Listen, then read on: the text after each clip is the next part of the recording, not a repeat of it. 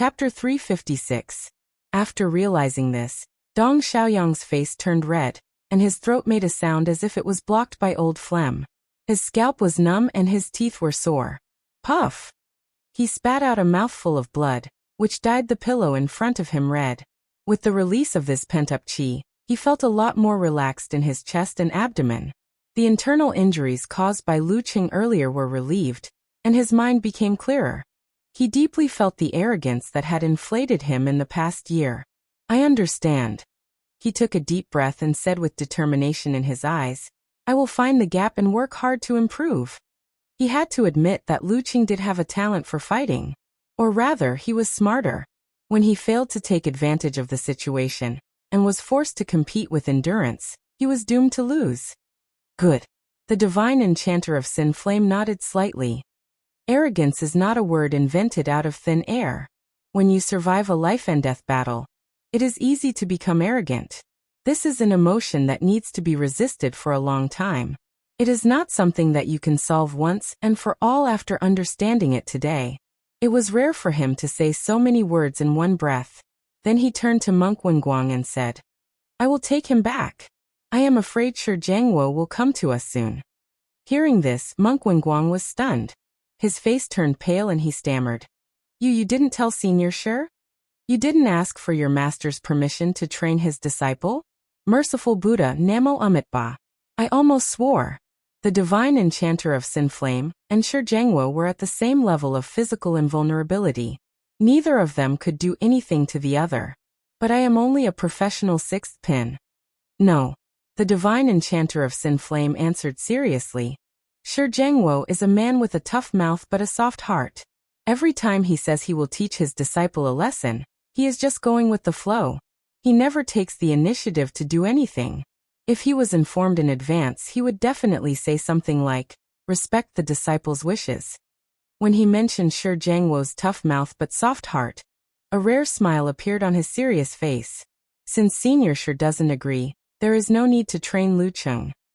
Monk Wenguang thought this task was requested by Shi Jiangwo, or at least informed him, and got his permission. Now that he knew the truth, he almost burst into tears. Warriors who have walked out of life and death battles can't look down on those who have grown up in the challenge tournament. However, this doesn't mean that the challenge tournament can perfectly temper a warrior. Without the pressure of life and death, how can one dig out their greatest potential? How can one improve their willpower? Divine Enchanter of Sin Flame said slowly. But this is someone else's master's matter. What does it have to do with you? What was his problem? Monk Wenguang almost broke the kung fu that he had been practicing for many years. The Divine Enchanter of Sin Flame glanced at him and explained. Some things have to be planned in advance. The Dragon King and the Warrior Sage do have hopes of advancing further and stepping into the forbidden territory. However, it is only a hope and does not mean that it is 100% certain. For those who have potential and are friendly, of course, we have to train and train them. The more the number, the more possibilities there will be. Otherwise, who will be able to contend with the apostles and SPHYNX cat in the future? Monk Wenguang's expression changed again. He quickly lowered his voice and said, Elder May's health is failing? Beside him, Dong Xiaoyang also held his breath with a dignified expression. There is no such thing as a master in the Forbidden Realm. We just plan ahead. The Divine Enchanter of Sin Flame waved his hand, grabbed Dong Xiaoyang, opened the door and left. After asking for the address, Yinjika hurriedly changed out of her home clothes and put on her outdoor clothes. She hurriedly ran to another room and rummaged for medicine, gauze, bandages and other things, putting them into a bag. Then she went back to the bedroom, took other bags, and went downstairs to the door.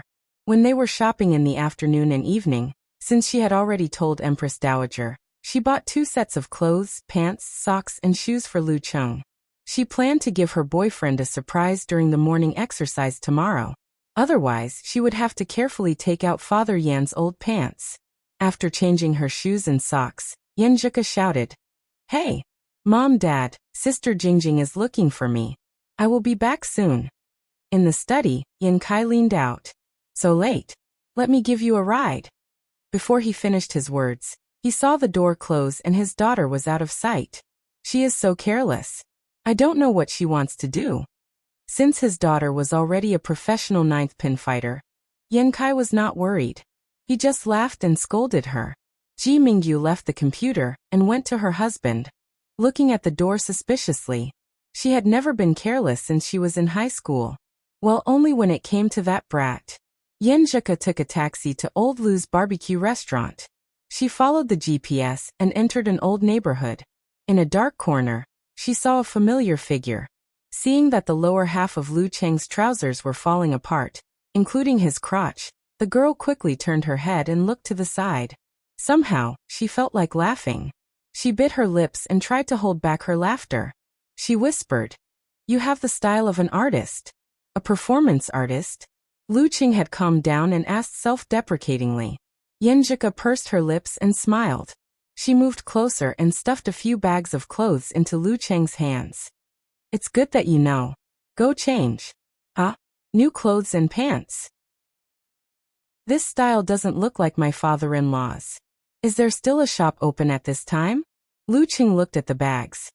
"I bought them for you when I was shopping. Are you touched? Are you surprised?" Seeing Lu Cheng acting normal, Yenjika put down her worries and said in a light tone, "Yes, I am. Surprise."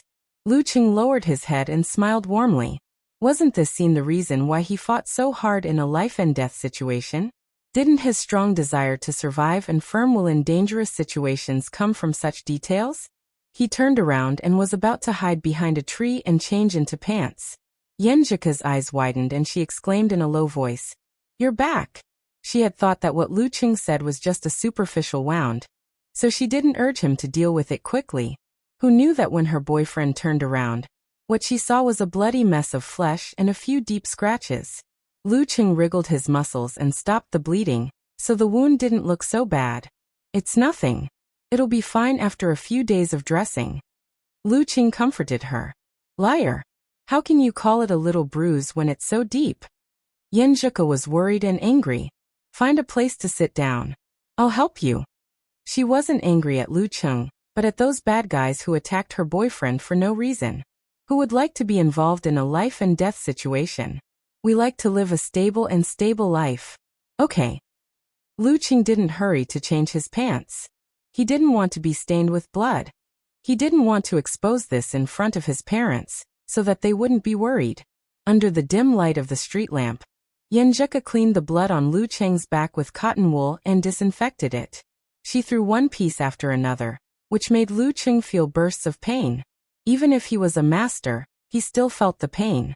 However, during this process, looking at the weeds in front of him, the fragments of stones, and the dark yellow glow, listening to the girl's incessant nagging, and experiencing her careful movements, he felt a sweetness in his heart. He felt that the piercing pain was not so obvious, and he felt that the cold wind that was blowing like knives was not so unbearable. After Yenjika tied his torso like a mummy, Lu Cheng hid behind a tree and quickly changed into new clothes. "I can play the pharaoh like this," he joked. Yenjika hummed. "Fortunately, I brought enough gauze and bandages. If you went back like that, people would call the police. That's why you came here, not me." Lu Cheng walked out from behind the tree and laughed. "Humph. Remember to remind me to change your dressing every day. Also, take this bottle of 6 life pills. Take 2 pills 3 times a day. It can help heal your internal injuries. Don't be fooled by the fact that you're fine now. You may have some hidden injuries." Yenjika handed the rest of the things in the bag to him. Listening to her nagging, Lu Cheng's expression was gentle, and his eyes were smiling.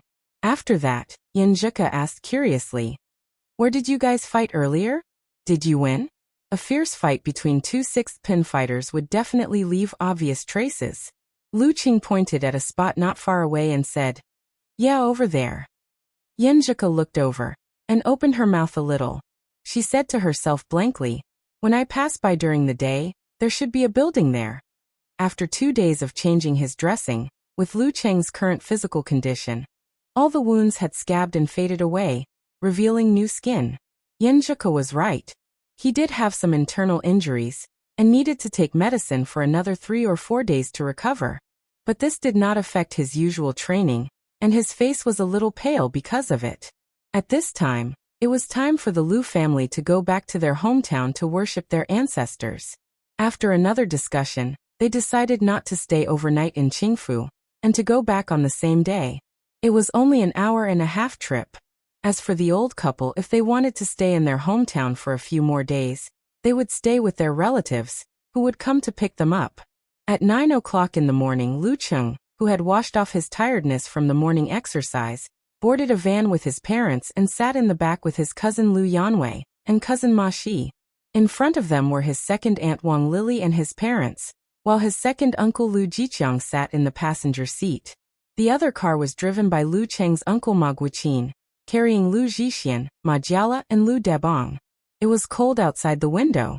Lu Cheng was playing with his mobile phone when he felt the car start, heading for Qingfu County in Lining City. That was his hometown, where he had no sense of belonging. Chapter 357. Outside the car window, Lu Cheng had no intention of appreciating the scenery. He chatted with Yan Zheka on QQ, browsed forums, Weibo and other places, and listened to his parents, second uncle and second aunt from time to time. Occasionally he would add a few words. After that night's battle, he realized that his willpower had made another breakthrough. His ability to control his mind had become stronger, and he was more resistant to negative emotions such as fear, nervousness, and fear. Furthermore, he had also improved the application of his own moves and judgment in battle. He had also obtained excellent training. Even so, he still didn't like the surprise attack, but he was not as angry as before. As for the endorsement contract of the martial arts shoes, Wu Qingguei, who was on a business trip, approved the modification in principle. Once he came back, both parties could sign the contract officially and try to finish the process before the new year. In that case, Lu Cheng could receive the endorsement fee of 700,000 yuan after the Spring Festival. While Lu Yanwei was playing games on his mobile phone, and Ma Shi was listening to music with her eyes closed, time flew by. The car got off the highway and entered the county road. After several turns and stops, they entered the boundary of Liangtian village. We're almost there. Lu Cheng's father, Lu Jisheng, reminded his drowsy wife and brother and sister-in-law. We're almost there? Lu Cheng looked out of the car window curiously, looking at the so-called hometown. Lu Yanwei put down his phone and leaned over to look at her. Ma Shi didn't notice him at all. She was still listening to the music with her eyes closed. No one knew if she had fallen asleep. Outside was a Tulane rural road with many two-story and three-story houses built on the side. They all had courtyards in front of their houses, and some of them even had cars parked there. They all have cars. Lu Yanwei murmured to himself with a complicated tone. Lu Cheng wanted to laugh. He vaguely understood his cousin's mentality. To him, going back to his hometown to worship ancestors was like a city person going to the countryside. Naturally, he had a sense of superiority. However, he found that the villagers had all bought cars. Even if the brands were not eye-catching, they were still small cars. Lu Yanwei's own family didn't even have one. The countryside is quite rich now. Lu Yanwei's mother, Wang Lily, sighed in a similar tone. Lu Jisheng's father, Lu Jisheng, chuckled. Times are different now. There's a shortage of labor. As long as you're willing to work hard and have a skill, you can earn more than me every month. Plus, you don't have to pay taxes. Well, it's not very stable, so there's no guarantee. That's right. I heard that it costs a lot to hire a worker these days. Not to mention carpentry and masonry, the driver interrupted.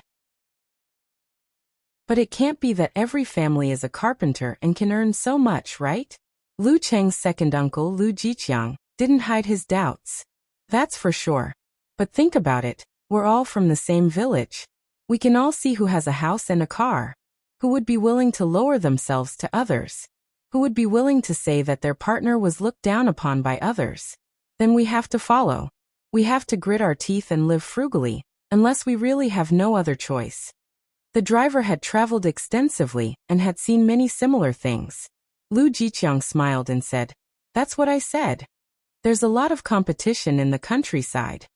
Lu Yanwei retracted his gaze and comforted himself. But Lu Cheng could see his disappointment and unwillingness. Lu Cheng's cousin had never been content with the status quo. He was always thinking about starting a business and getting rich quickly. Now that he was stimulated, it was inevitable that he would react. When Lu Yanwei was trying to start a business, Lu Qing had always maintained an attitude of neither opposing nor encouraging him. He didn't want to be blamed by his second uncle and second aunt. As the car continued to move forward, more trees appeared on both sides of the road. The houses were no longer just on both sides of the road. Gradually, the atmosphere of a village began to appear. After a few turns, the Lu family arrived at the newly built ancestral hall and saw an old man with sparse white hair standing at the door. "Debong, you're early. No traffic jams?" The old man greeted them with a smile and said to Lu Cheng's grandfather, "Lu Debong." Lu Debong said excitedly, "Third brother, why are you here? There's no traffic jams. It's been a smooth journey." Hearing the third brother, Lu Qing roughly knew who the old man was. He was his grandfather's cousin, Lu Deguang, his third grandfather. He was the one who called for the revision of the genealogy and the new ancestral hall. If it weren't for Lu Cheng's mother nagging about the money, he wouldn't have remembered this elder. "I'm so excited, Debong. How many years has it been since we last met? You're already half buried in the earth. Every time we see each other, it's rare to see you again." Lu Deguang showed obvious joy. After greeting each other, he pulled Lu Debong into the ancestral hall and nagged, "Later, you'll burn incense to the ancestors, worship them, and finish the genealogy. At noon, we'll have a banquet when Jilin comes back. In the afternoon, we'll sweep the tombs on the mountain. Jilin is so busy. You don't need him to come back, do you?" Lu Debong said in surprise. "It's not easy for your fourth uncle to come here. How dare he not come back? When he was a child, you loved him the most. Every time you saw him, you would give him money." Lu Deguang waved his hand and said in high spirits, "And most of his business has been handed over to Erzi, so he has a lot of free time." Lu Qing quietly followed behind and listened to them, just like Lu Yanwei and Ma Shi. Lu Qing had heard about Jilin from his mother in the car. He was the eldest son of his third grandfather, Lu Deguang. At first, he went to Qingfu County with a few villagers to help people with renovations. Later, he jumped out and started his own business. The more he did, the more successful he became. He had already moved to the city, but Lu Deguang refused to go with him, saying that he didn't want to leave the ancestral house. As for Erzi, he was Lu Jilin's only son, his cousin. His mother didn't mention his name, but said that he was more successful than his father and had expanded his business to Lening City. "Erzi hasn't married yet?" Lu Debong asked casually. Lu Deguang said with disappointment, "Not yet. He hasn't even settled on a girlfriend. Every time I talk about him, he just smiles. Don't be fooled by his ability. If he still doesn't find a wife in 2 years, I'll make him kneel in the ancestral hall." The corners of Lu Cheng's mouth twitched when he heard this. Whether to get married, when to get married, whether to have children, and when to have children all depended on one's personal choice. Mixing the ancestors and the ancestral hall was simply full of ancient flavor, just like a painted zombie jumping out of the grave. Fortunately, he didn't care about this. If it was reasonable, he would listen. If it was unreasonable, he wouldn't ask for more. After entering the ancestral hall, they bowed to the ancestors and paid the money. Lu Deguang took out a piece of red paper and asked his father, Lu Jisheng, to write down the family tree here. When the time came, it would be recorded in the family tree. After everything was done, the 7 aunts and 8 aunts also came over. All the relatives sat around the square table and chatted casually. They talked about where their spouse worked, what their child did, whether they had a partner, how was their studies. Lu Jiqiang and Wang Lili were a little embarrassed to talk about these topics. They only said that Lu Yanwei had a girlfriend in a stable job, but it didn't work out. Lu Cheng's mother, Qi Fang, seemed to be on steroids and relived the wonderful feeling when Lu Cheng was admitted to university. "My Cheng is studying at Songqing University. Don't you know Songqing University? It doesn't matter. Do you know Xing Province University? Songqing University is better than that. My Cheng won the provincial youth tournament. Don't you know the provincial youth tournament? It doesn't matter. Just know that the prize money is hundreds of thousands." Lu Qing couldn't bear the exclamations. He looked at his cousin Lu Yanwei and cousin Ma Shi, who were so embarrassed that they wanted to dig a hole in the ground. He said to Lu Debong, "Grandpa, let's go for a walk. We'll be back soon." As he spoke, he stood up. Lu Yanwei and Ma Shi both breathed a sigh of relief and followed him. After leaving the ancestral hall, they walked along the road and gradually calmed down. They looked around with interest. "This is the first time I've been here." Ma Shi looked at the river not far away and found that there were traces of fish in it. She grew up in the city and became very excited. Lu Yanwei was the same. He found everything new. It's winter and it's not frozen. What's so interesting about it? Lu Qing took a picture and sent it to Ku. His grandparents lived in the countryside and were used to such scenes. While they were talking, they passed by a house and saw a middle-aged man practicing martial arts in the courtyard. The crisp sounds were continuous, and it was extremely powerful. "Don't look. Let's go. It's taboo." Lu Qing patted Lu Yanwei and Ma Shi on the shoulder and reminded them. After a few steps, Lu Yanwei lowered his voice and said, "I think that man is very strong. Chung, who is stronger between you and him?" "How can I show off when you ask so directly?" Lu Qing said with a smile. "He has the strength of professional ninth pin, and keeps his qi and blood strong." He didn't directly say that he was stronger, but it was obvious from his rank.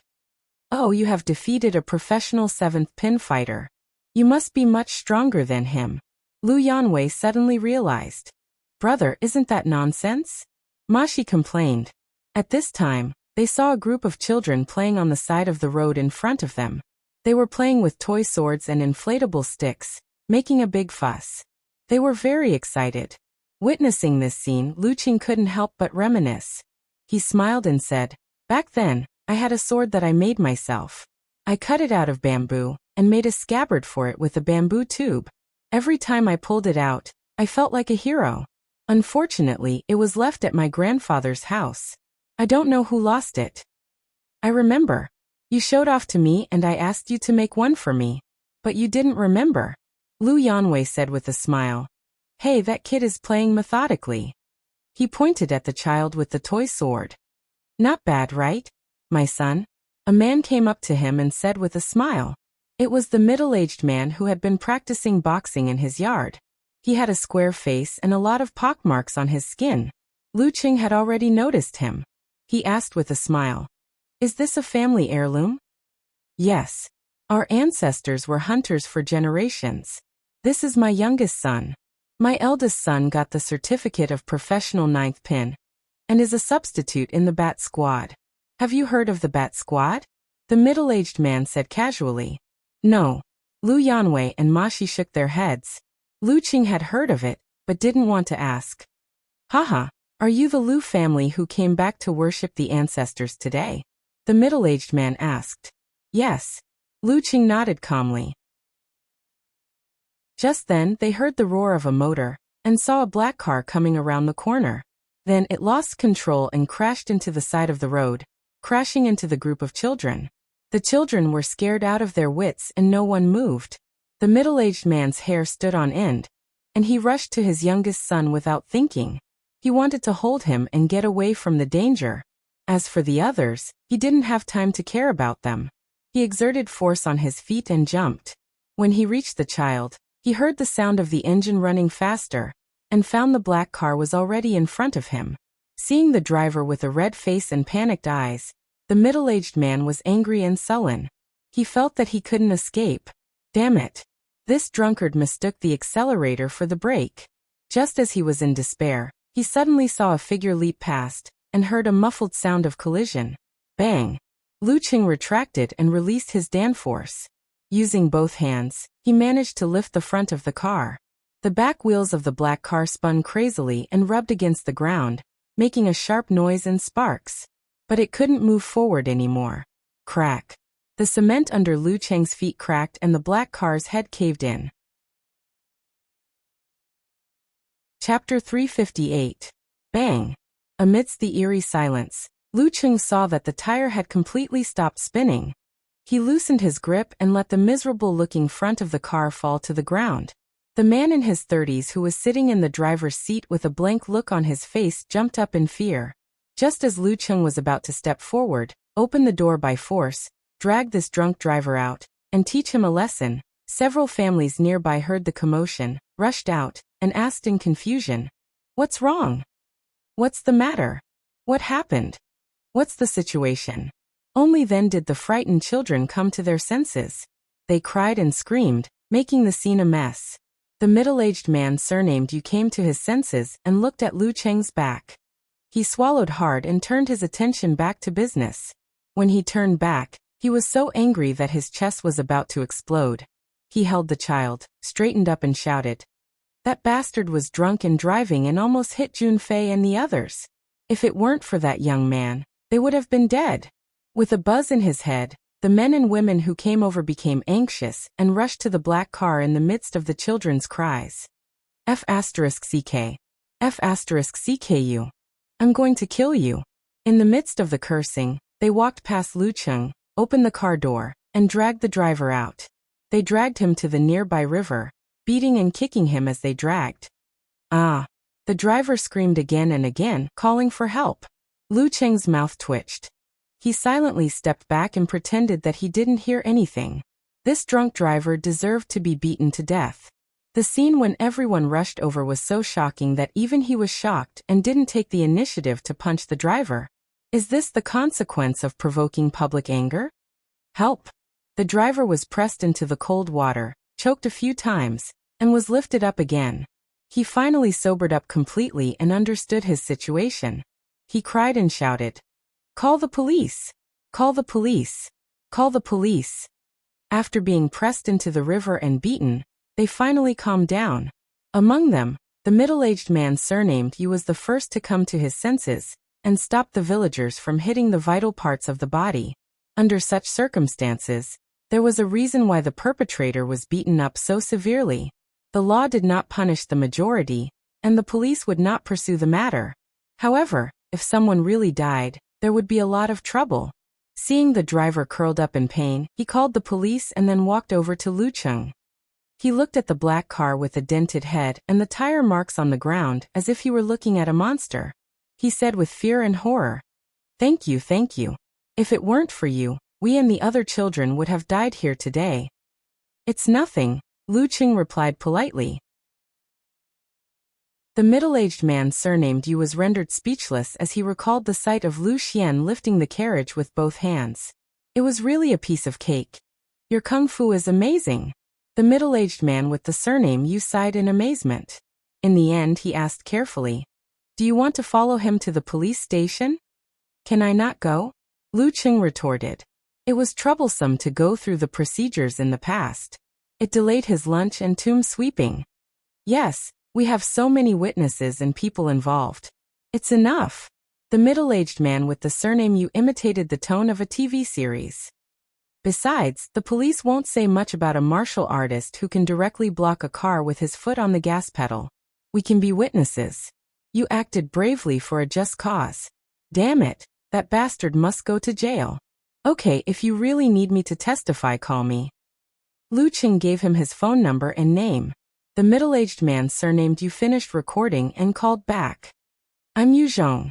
When I'm done with the police station, I'll come to the ancestral hall of the Lu family to formally thank you." No need, no need. That's enough." Lu Cheng hurriedly waved his hand. Yu Zhong thought for a moment and said, "Then if you want to eat game, call me. As long as it's not a protected animal, I'll definitely get it for you. It's definitely authentic." "Okay." Lu Cheng did not refuse his gratitude again. Watching the three of them go back the way they came, Yu Zhong touched his son's head. He still felt fear in his heart. The image of Lu Cheng stomping on the cement ground and blocking the black car flashed in front of him. Damn it. What was the first thing I wanted to say to him? It seemed like I wanted to say, "Young man, you don't look very healthy. You need to exercise more." Cough, cough. On the way back to the ancestral hall, Lu Cheng coughed twice, took out the 6 life pills, and hurriedly took 2. Ma Shi, who had been silent since the beginning of the incident, was awakened by the cough. She took a deep look at her cousin and said with a sigh, "Second brother, you're really a human Gundam." "Yeah." Lu Yanwei beside her also broke the silence. The battle in the ring often did not let most people directly see the horror of a martial artist. But the previous incident was not the case. Back in the ancestral hall, the conversation was still going on, but the focus had shifted to the younger generation of Lu Cheng's grandfather. Lu Cheng, Lu Yanwei, and Ma Shi found a corner and sat down, listening with great interest. After a while, the news of the car accident outside was passed from person to person, which made everyone curse the drunk driver. Since Yu Zhong went to the police station, people only knew that a young man helped to save people, but did not know who he was or how he saved people, which saved Lu Cheng a lot of trouble. At lunchtime, Lu Jilin, who had been called by many people, drove back to the ancestral hall with his wife. He looked a bit like Lu Cheng's father and second uncle, but even if he wore glasses, he couldn't hide his fierce-looking face and a bit of a gangster's temperament. If he didn't look like this, he wouldn't be able to control others. "Oh, fourth uncle, I've been waiting for you to come back. I've been telling my wife and children that among the elders, you love me the most, even more than my father." Lu Jilin was very enthusiastic, but it was hard to tell whether he was sincere or good at social interaction. Lu Debong was very surprised and touched his old eyes. "You're the first son in our family. Who else would I love if not you?" After Lu Jilin met Lu Jisheng and Lu Cheng, Lu Deguang asked, "Where's Erzi? Didn't he come back?" "Oh, fourth uncle, I'm sorry.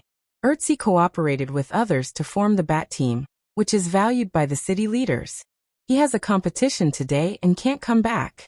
He asked me to say hello to you." Lu Jilin held Lu Debang's hand and said, "It's okay. Business is more important." Lu Debang did not mind. The bat team. Lu Cheng smiled and did not say anything. During the banquet, Lu Jilin took care of everything. He did not neglect his peers, but also made Lu Cheng and the other juniors feel valued. When they asked about their studies several times, they showed great admiration for the scholar. After lunch, they rested for a while, and then went to the back mountain with the Lu family to sweep the tombs of their ancestors. They were busy until 4:30 when Lu Cheng's father, Lu Jisheng, said goodbye. After several persuasions, Lu Jilin sent them to the entrance of the village. Lu Debang and his wife did not stay and followed them back. In the speeding car, Lu Cheng recalled what had happened today and found that he only recognized his third grandpa and Uncle Jilin. He had no impression of the other relatives. It was too messy. "Alas, I never thought I would be face-blind one day." But this was not important. What was important was that they were going to Qingfu County to eat the famous tofu banquet, where all the dishes were made of tofu.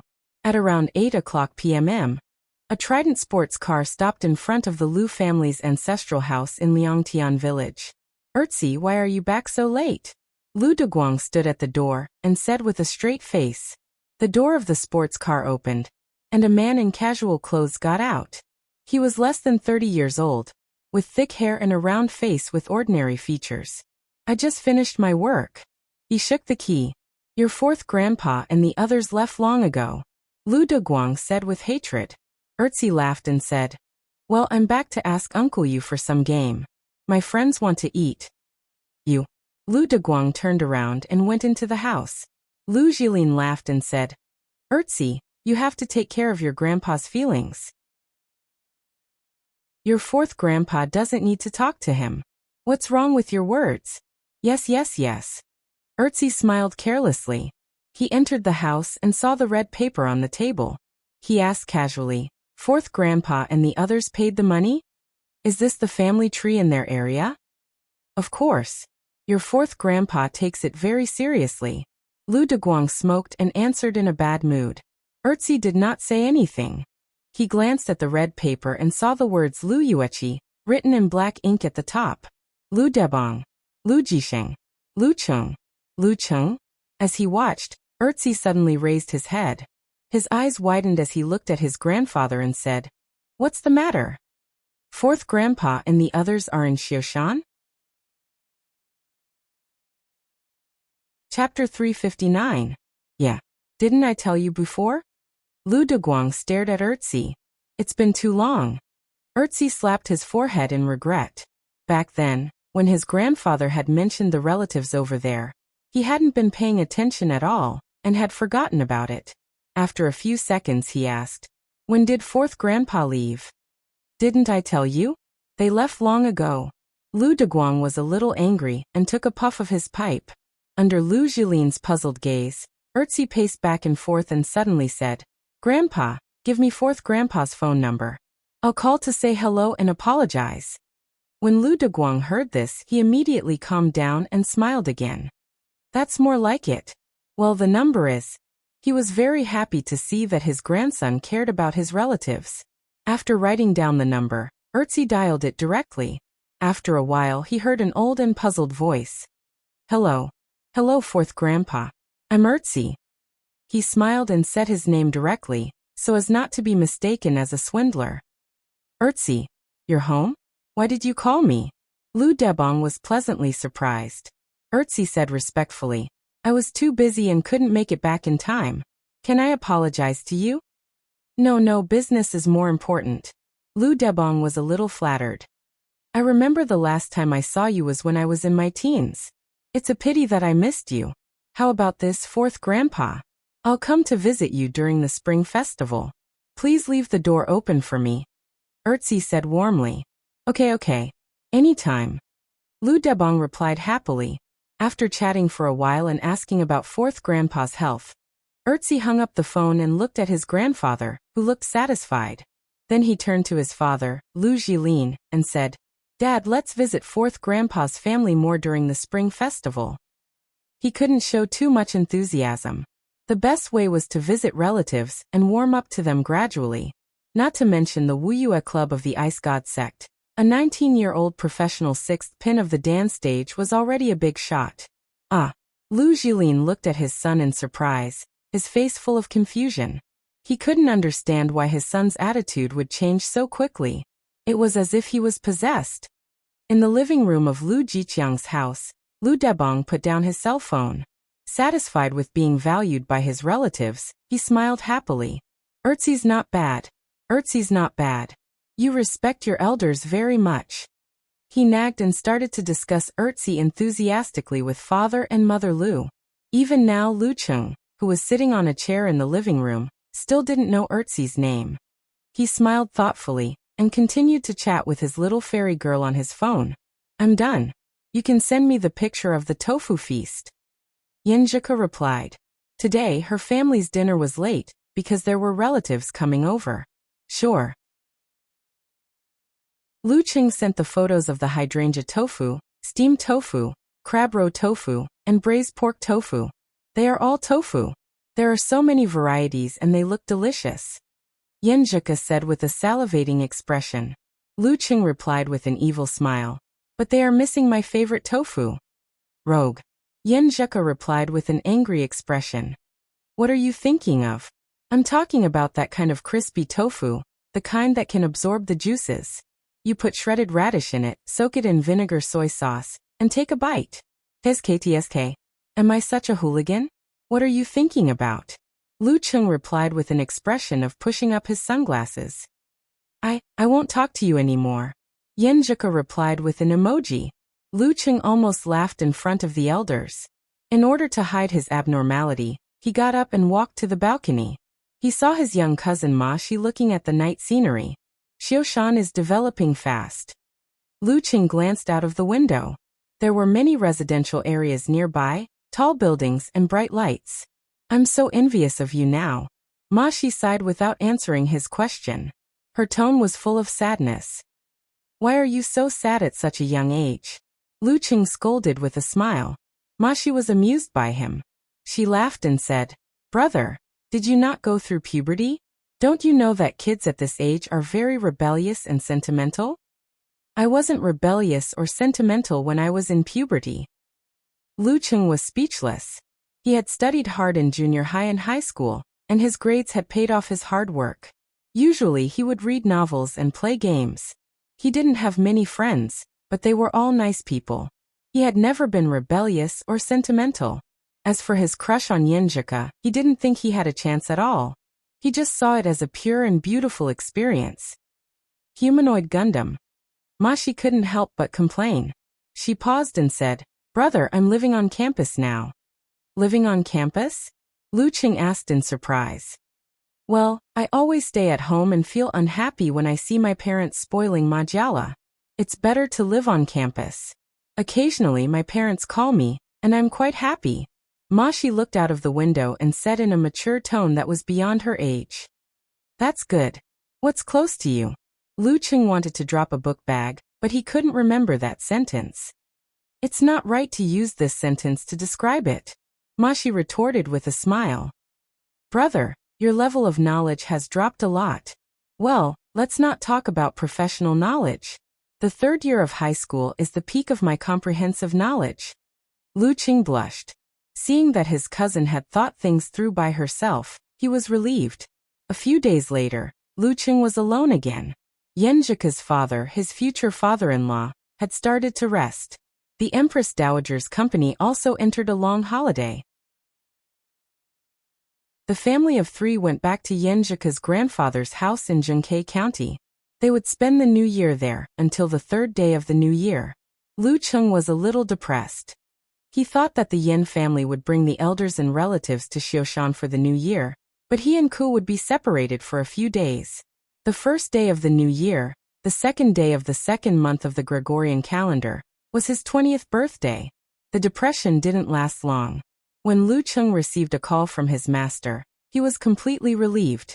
He was told to go to Wuyue on the 1st day of the new year to burn incense for the ancestors. The first time for a new direct disciple was relatively formal, so it didn't have to be on the 1st day of the new year.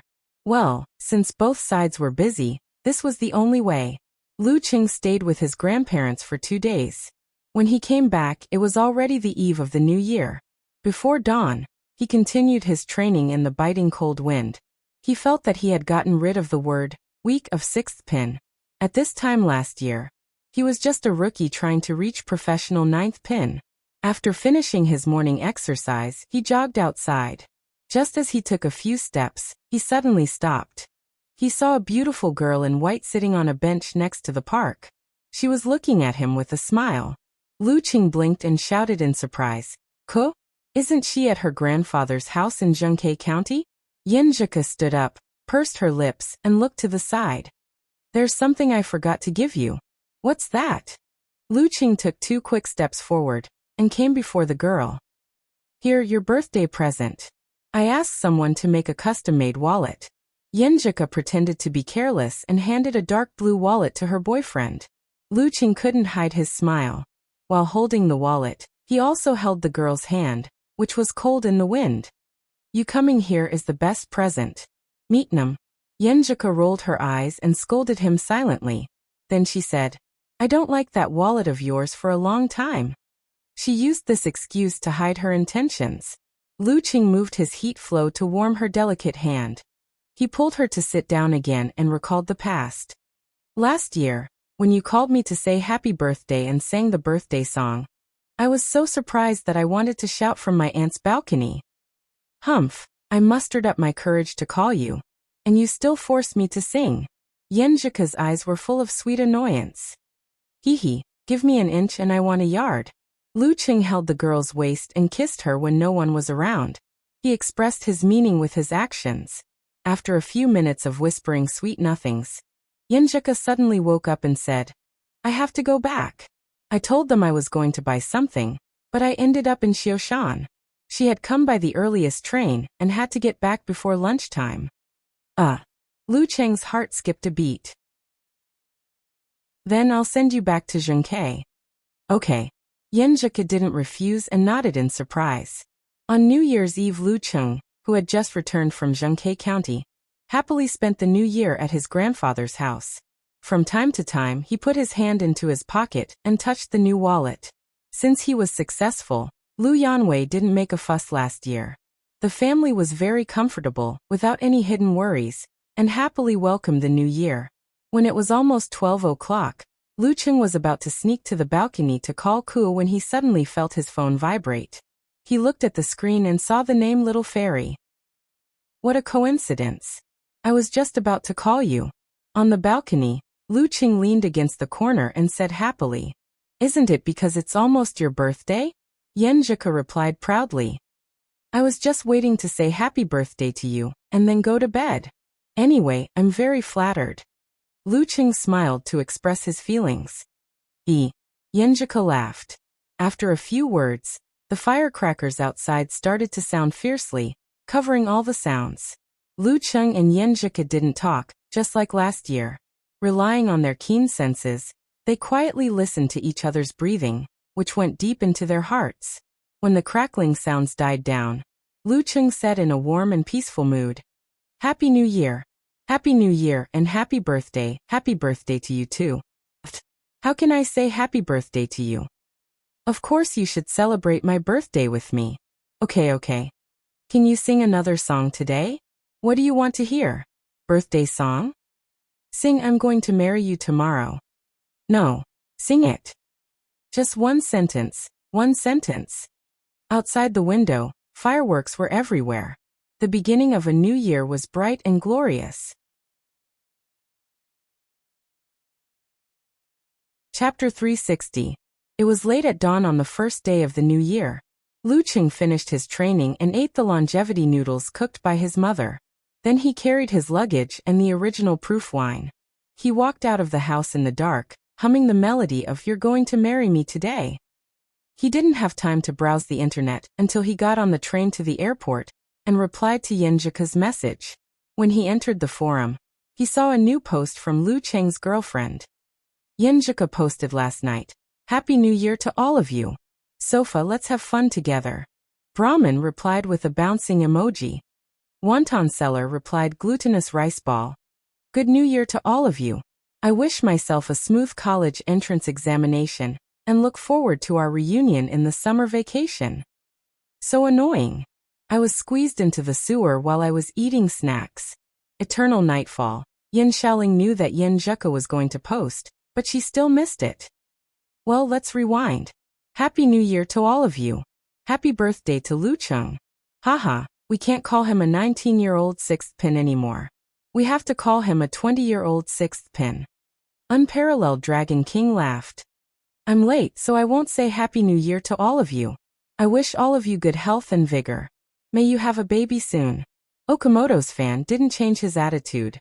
Looking at everyone's joking and blessings, Lu Cheng's mood was like the sky outside, gradually brightening up as a warm sun rose. No matter where he went, there was always a group of people he didn't know supporting him. This feeling was very, very good. He arrived at Shanggao Airport in Wuyue Province at noon, and saw his senior sister Shi Yuejian in the arrival hall. Shi Yuejian was wearing a pair of black-rimmed glasses with no degrees. She waved her hand and said softly but far away, "Why did you bring wine to your master again? I'm afraid he won't let me in if I don't bring wine." Lu Cheng made a joke. Shi Yuejian shook her head helplessly. "You have to watch him and control the amount he drinks." Lu Cheng smiled bitterly. "Senior sister, do you think he'll listen to me? If you nag him more, he will listen to you." Shi Yu laughed and began to teach him the true scripture. That's the kind of attitude he has for his daughter. Will he beat me up if I'm like that? Lu Cheng said self-deprecatingly. Well, sorry to trouble you. Shi Yu smiled, turned around, and led Lu Cheng to the parking lot where her sedan car was parked. Geezer Shi, who was sitting in the back row, poked his head out. His eyes lit up as he said, "Brat, you're getting more and more mature. Come to me." "Dad, don't drink so much. You've been coughing so badly recently." Shi Yuejian nagged. Okay. Just one bite at a time." Geezer Shi rubbed his temples and gave in. After getting in the car, Shi Yuejian pointed to the man in his 30s in the driver's seat and said, "Your brother-in-law Wu Huikong." "Hello, brother-in-law." Lu Cheng greeted him with a smile. His brother-in-law was not a disciple of the Ice God sect. He was a professional manager, but he also practiced martial arts. A few years ago, he finally reached the Dan stage. Currently, he was in charge of part of the Ice God sect's industry on behalf of his master. Wu Huikong was tall and had short hair. He looked smart and gentle. As he started the car, he smiled and said, "Hello, little junior brother. Your senior sister has been talking about you for the past 6 months. She always says that my little junior brother is so powerful and has so much potential. I'm so jealous of you." "I'm not exaggerating," Shi Yuejian protested. "You don't spoil your junior brother with your praises." Geezer Shi agreed with his son-in-law and said, This brat will become arrogant and complacent if we don't teach him a lesson from time to time. Then he looked at Lu Cheng and said, I've helped you get the compensation for the previous incident. The internal explosion punch of the fire sect, which is a simplified version of physical invulnerability. I'll give it to you later. I'll also teach you 3 moves of the ice sect this time: North Wind, Polar and Frost. Okay. Lu Cheng was invigorated. Geyser glanced at him and said, I could have asked for more, like the explosive punch. But you don't have a good foundation, so you have to practice carefully. You can't be greedy. My Thunder Roar Zen is famous. How many dance stage and inhuman experts were killed by it? Look at you now. How long has it been since you used it in a battle? It's because you don't master it well enough. Yes, master. After being reminded, Lu Cheng also felt that he had neglected something in his practice. Although it was not like a monkey moving corn, it was close enough. Shi Yuejian, who was sitting in the passenger seat, was listening quietly. Then she interrupted. Internal explosion punch? Junior brother, you have to be careful. Try not to use it when you practice. The core moves of the fire sect are known for their violence, which is completely different from our ice sect. Once internal explosion punch is used, the opponent will definitely suffer internal injuries. Even if they are close to the inhuman level, they can't take 3 punches like this. After 3 punches they will die.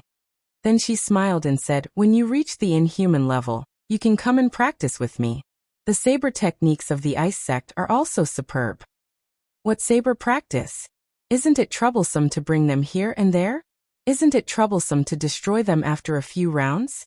The most powerful and reliable thing for a martial artist is his own fist and body, Geyser said disdainfully. Lu Cheng then remembered his senior sister's nickname, Black and White Magical Saber Shi Yuejian. The 4 of them talked and laughed as the car sped out of the city and onto the winding mountain road. They arrived at the Ice God sect halfway up the Yambing Mountain. Compared to the last time Lu Cheng was here, this place was much livelier. Finally, it looked like a big sect. Of course, it would only last for 2 or 3 days. When they walked along the road and entered the sect, all the disciples stood respectfully when they saw Geyser. Some called him Martial Uncle, and some called him Martial Granduncle. Their expressions were full of fear and admiration. The incident of White Heaven and Earth last time had been spread by the elders and disciples with exaggerated details. Geyser had really become an immortal in the hearts of most of the juniors. Ahem. Geyser cleared his throat and walked more arrogantly. It seemed that he was enjoying this kind of treatment very much. Lu Cheng held back his laughter and didn't say anything. The older his master was, the more similar his mentality was to his juniors. They walked all the way to the Ice God Palace. Sect leader He had been waiting for them with a group of elders and direct disciples. Hello, Martial Granduncle. Hello, 7th Martial Uncle. Hello, young Martial Uncle. In the greetings, Zhu Tai, Lei Fang, and the others no longer called Lu Cheng reluctantly. After Lu Cheng followed his master to worship the ancestral master, burned incense, and went to the Xiefeng Palace with everyone to take a seat, Mo Jingting, who was dressed very plainly, came to him and whispered, after watching the fight between you and Peng Liyun, senior brother Zhu and junior brother Lei are convinced by you. When they met recently, the focus of their discussion was the National University Martial Arts Competition in April.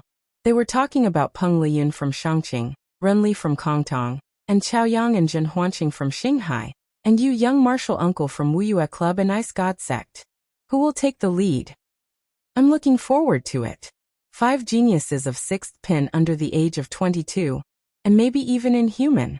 This is probably the most anticipated competition besides the top professional competitions, and the 5 major title competitions. After hearing Mo Jingting's words, Lu Cheng was also looking forward to it. He even felt his blood boiling. In April he would fight with Peng Liyun, Renli and Chaoyang, Zhen Huanqing, and Li Xiaoyuan, who represented different big forces, to fight for the only championship. They even bet a lot of money on it. Mo Jingting added. It sounds like you're in it too? Lu Cheng didn't ask who they favored. If it were him, he would also bet on Peng Liyun or Renli. How dare I? Young martial uncle, you Peng Liyun and Renli are all monsters. How can a normal person like me tell the difference between monsters? Mo Jingting chuckled. But I still bet 100,000 yuan on you, young martial uncle. After all, we're on the side of reason. It's not right to help people. It's not right to say that I can't win. Lu Qing laughed. Mo Jingting was speechless for a moment. After a while, she smiled sweetly. Young martial uncle, you're so humorous.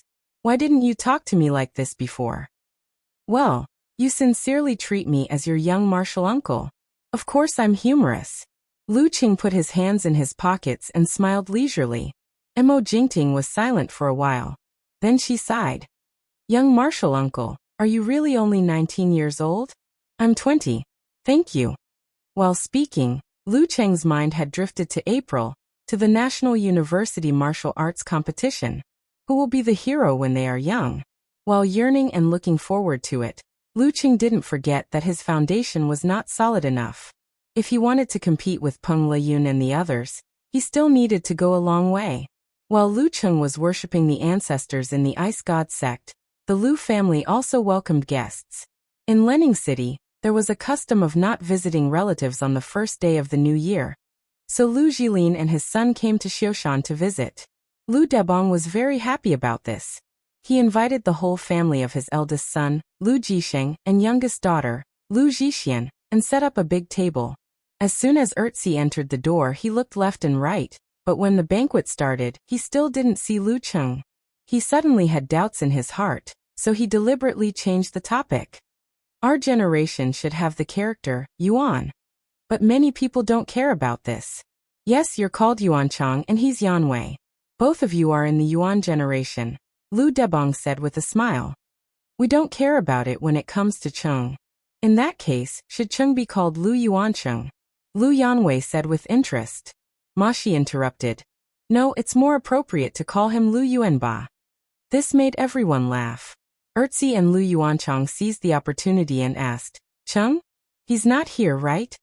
He went to Wuyue to pay a New Year's visit to his master and burn incense for his ancestors. Qi Fang answered proudly. He went to Wuyue. Erzi looked at his father and felt disappointed. After the banquet at noon, Gizershur found Lu Cheng and smiled.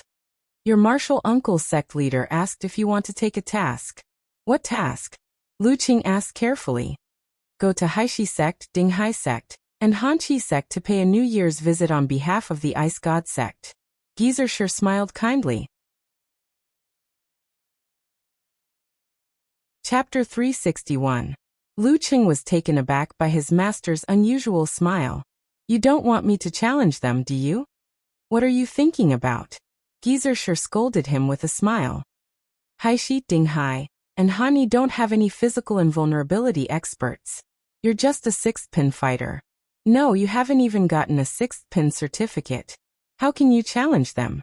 Are you tired of living? Lu Qing didn't let down his guard. He said carefully, I'm talking about the competition between the younger generation. Gizershur gave him a you're thinking too much look. You've been compared to Peng Liyun and Ren Li. Who do you think is at the same level as you in the Wuyue Club? The youngest inhuman expert is already 25 years old, 5 years older than you. It's okay to meet you in the official competition, but don't you think it's shameful to challenge you on a regular basis? Even Peng Liyun would lose in this kind of competition. As for the younger sixth pin fighters, the youngest one is 23 years old. Not to mention that he has practiced martial arts for a few years longer than you. He might not be able to suppress you in strength. If he challenges you, he won't be proud, but if he loses, he'll be humiliated. Who would be so stupid to do such a thing? And you can't be so arrogant as to propose a competition with other kids. Right? You're right. Lu Qing nodded. Then why did you ask me to pay a New Year's visit? Is it just a simple New Year's greeting? Gizershur laughed. It's not that simple. Think about it. You're the only fighter in the younger generation who can compete with Peng Liyun and Ren Li. If you stand there, you'll make our sect proud, right? You don't even need to do anything. The boys and girls from other sects will feel ashamed. So you're using me as a tool to show off. Lu Qing suddenly realized. What if the young disciples from other sects are impulsive and challenge me? Are you afraid? Geezer sure stared at him. No. A smile appeared on Lu Cheng's face. He pondered for a while and asked, "But why are you smiling so strangely, master?" He was so amiable. He couldn't help but feel scared. He always suspected that something was waiting for him. "That's how I always smile." Geezer sure didn't admit it. Lu Cheng looked at him doubtfully, showing his disbelief. Geezer sure let out a heh, and poured out 2 drops of wine into his mouth. He moistened his throat and said, "If you want to represent the Wuyue Club's part of the top competition, you might be excluded. In that case you can consider Longhu and Shushan study." Heh, a man's ambition is to travel far and wide. Geezer sure made up some nonsense to get the topic back on track. "Are you going or not?" "Go ahead. I want to meet Gun King and the clown face to face," Lu Qing answered expectantly. Gu Jianxi doesn't usually appear in such crowded places. As for Huang Ke, he can't do anything. What's the point of meeting him? Geezer sure refuted his disciple's words out of habit. "Okay, I'll go back to your master. You take the invitation and go by yourself tomorrow." "Okay." After agreeing, Lu Qing walked out of the Xiefeng Palace and saw Mo Jingting waiting for him at the side. Junior Marshal Aunt, let's go karaoke together tonight. Senior Marshal Brother Zhu and Junior Marshal Brother Lei will all be there. We'll celebrate your birthday and let you experience my iron lungs singing voice without any voice modification. Another day. I have something important to do tonight." Lu Qing thought for a while. "Something important?" Mo Jingting rolled her eyes. "Okay, I'll ask you out later." The important thing was that he had to spend his birthday with someone important. Lu Qing ate the birthday cake prepared by his senior sister and practiced the Ice Sect's 12th move, North Wind, 17th move, Polar Ground, and 28th move, Frost. As for the Fire Sect's simplified implosion of physical invulnerability, Geezer sure didn't bring it because it wasn't appropriate to practice it in the Ice God sect. He planned to practice it after they went down the mountain. After finishing these, Lu Qing called his mother, Qifang. After chatting for a while, he turned on his computer and video called Yin Zhika to spend his birthday together. The girl was wearing a white bear-style pajamas. Her hair was just washed and dried, dark and glossy. Her face was rosy and tender. In front of her was a small cake with 2 candles on it. The dim flames were swaying gently. After Ku hummed the birthday song, Lu Qing chuckled. "I think the 20th birthday is a good sign. Look, there are 2 candles in pairs." It was a custom in Xioshan to use a thick candle to represent the whole 10th birthday. Yin Zhika pursed her lips into a smile and complained as if she had been led astray by her boyfriend. "Then wouldn't your 30th birthday be terrible?" The 3 candles were like 3 sticks of incense. As soon as she finished speaking, she spat twice. Children's words carry no harm. Just use a candle with a 3 and a 0 on it. When you said that, I didn't realize it. I thought 3 candles on my 30th birthday would be terrible. Isn't it a symbol of a family of 3? Lu Qing chuckled. A family of 3? Yin Zhika turned her head and looked to the side. Okay, make a wish. I'll help you blow out the candles. You said it yourself. I'll celebrate your birthday with you. Make a wish. Lu Qing closed his eyes and earnestly looked forward to the future. First, he wished that his loved one would be healthy and have a smooth life. Second, he wished that he could go further and more steadily on his martial arts path. Third, he wished that he and Ku would love each other for life and grow old together. From now on, he would repeat these 3 wishes every birthday. It wasn't to move the heavens, but to remind himself to cherish the people around him and not forget his original intentions. "I've made a wish." He opened his eyes and smiled. "What did you wish for?" Yin Zhika asked curiously. "About the same as you. Didn't you say it wouldn't come true if I said it out loud?" Lu Qing chuckled. "Stingy." Yin Zhika snorted with a smile. She opened her pink lips, exhaled and blew out the 2 candles. Then she picked up a plastic spoon, scooped a piece of cream and laughed. "Cheng, happy birthday. I'll eat your share of the cake for you. Be careful not to get fat if you eat alone." Lu Qing smiled. "Humph, so what if I get fat?" Yin Zhika wrinkled her pretty nose. "It's good to be fat. It's more comfortable to hug and feel better when you're chubby. Lu Qing snickered. Pervert. Yenjika opened her eyes and said with a smile. Before Lu Qing said anything, she looked up and asked curiously and hesitantly. Chung, let me ask you a question. Don't laugh at me. What question? I promise I won't laugh. Lu Qing tried to look serious. That's every time you can't help it. Do you take a cold shower to cool down or something? Yenjika stuttered and asked with a blush on her cheeks. Dirty Tong was always talking about such things. He had been curious for a long time. Lu Qing almost burst out laughing. He quickly maintained his expression and pretended not to understand. What do you mean? That's. Yenjika suddenly gritted her teeth and blurted out. That's what you guys call masturbation. After that, she saw Lu Qing's half-smile. She was so embarrassed that her face turned red. She turned her head and looked away. I'm going to ignore you. Well, both. Sometimes it's a cold shower. Sometimes it's something else. Lu Qing answered with a smile. Yenjika was silent for a few seconds. She pursed her lips and stole a glance at Lu Qing. What are you laughing at? She said bitterly. I'm not laughing. I just think that the communication between boyfriends and girlfriends will gradually involve such things. It's pretty good. Lu Qing was still smiling. Since his little fairy took the initiative to ask, he could guide them step by step in the future. Humph. Yenjika looked to the side again. Her face was still red. The next morning, Lu Qing, who had finished his training, took the visiting card and got into the car of the Ice God sect. He was the first to arrive at the Haishi Gate. Haishi Gate was located on the shore of the famous lake in Moshang. It was surrounded by beautiful scenery, and the house prices were very high. As Lu Qing stepped through the gate, he saw many young disciples secretly sizing him up from the corner of his eye. Some were feeling inferior, some were depressed, some were sighing, some were admiring, some were indignant, and some looked sullen.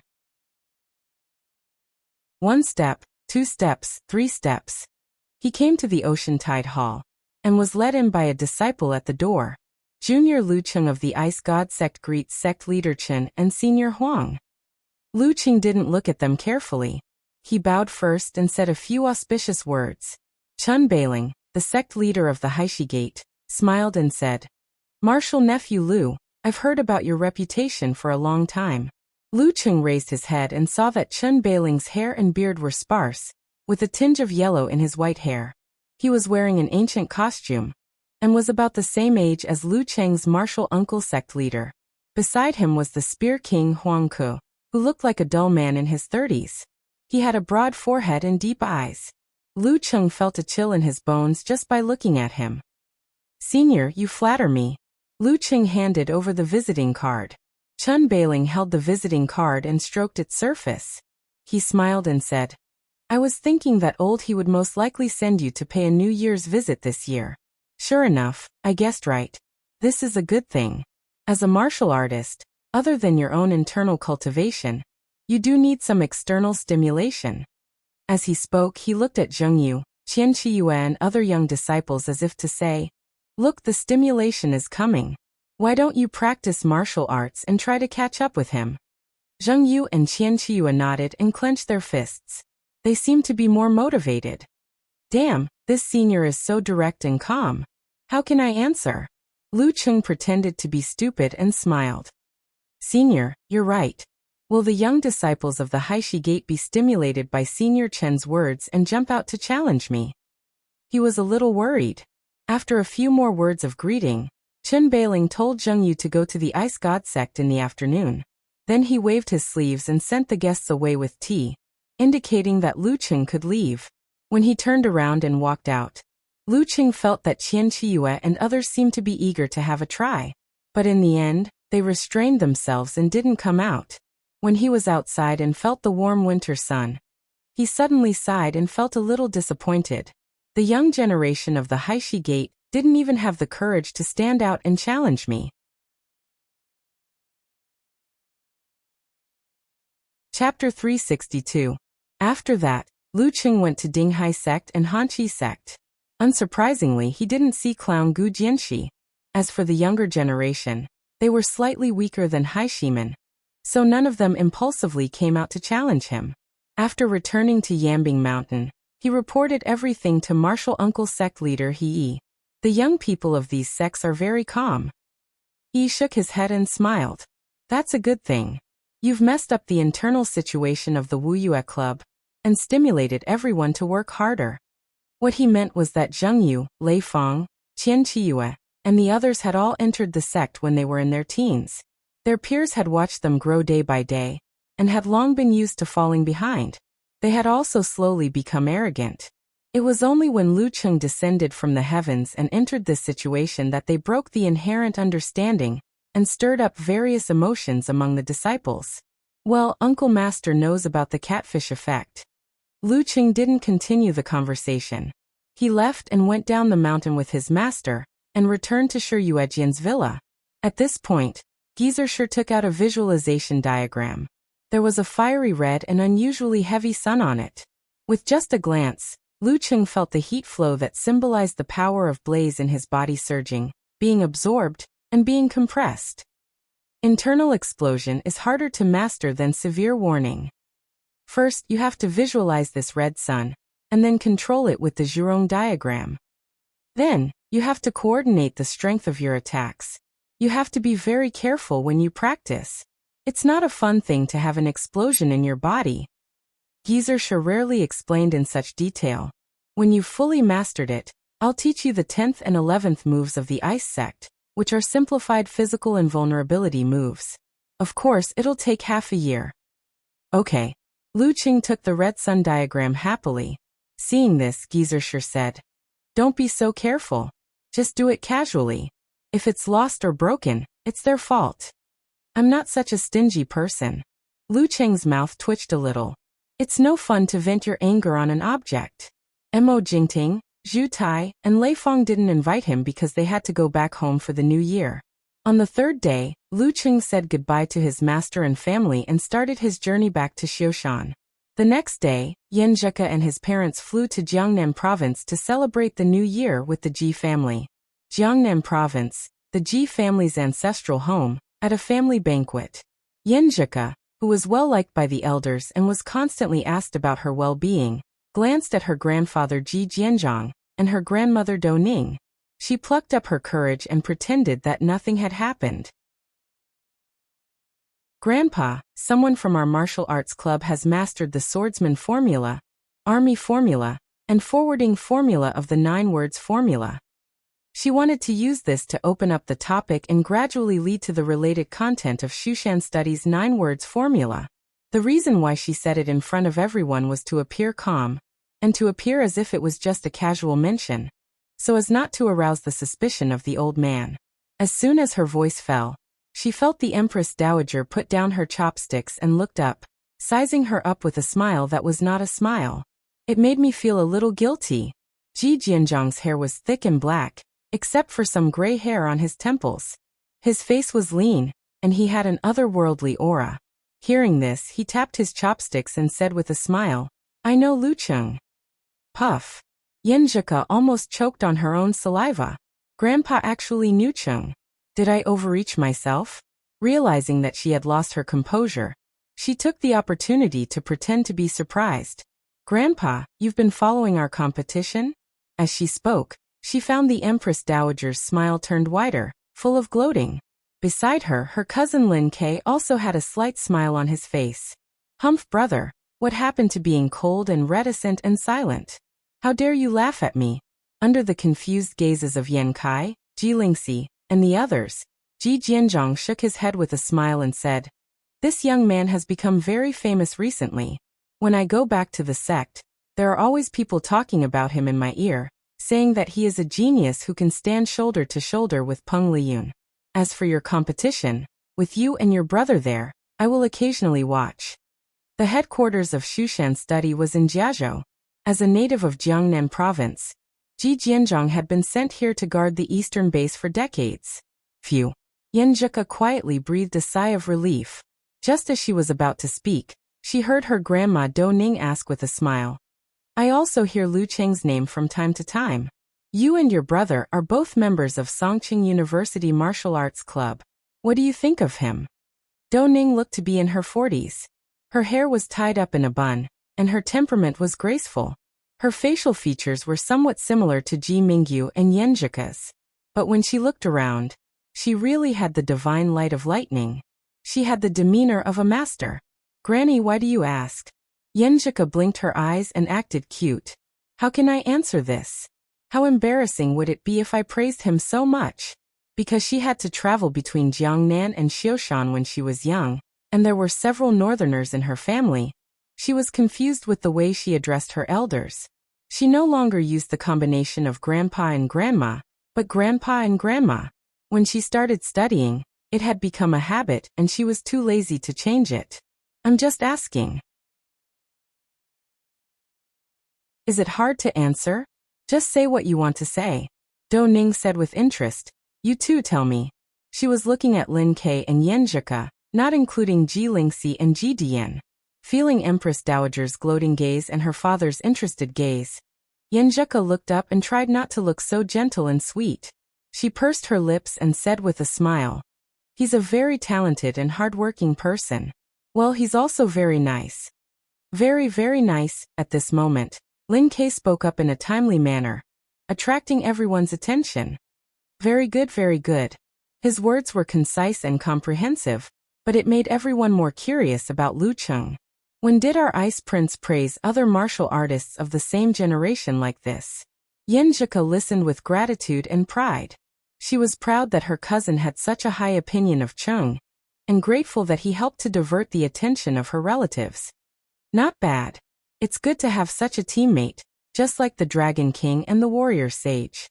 Only by encouraging and chasing each other can we achieve our current achievements. Ji Jianzhong nodded with satisfaction. Over the past year, thanks to this, you've improved faster than I expected. Now you have the strength of a professional 7th pin, and there are signs of the genetic mutation of your root pulp. Practice hard, but don't be impatient. Being slow doesn't mean you can't go far. After seeing Lin Ke nod slightly, he turned to look at his favorite granddaughter and said, why did you mention Lu Cheng? Puff. Yenjika almost choked on her own wine.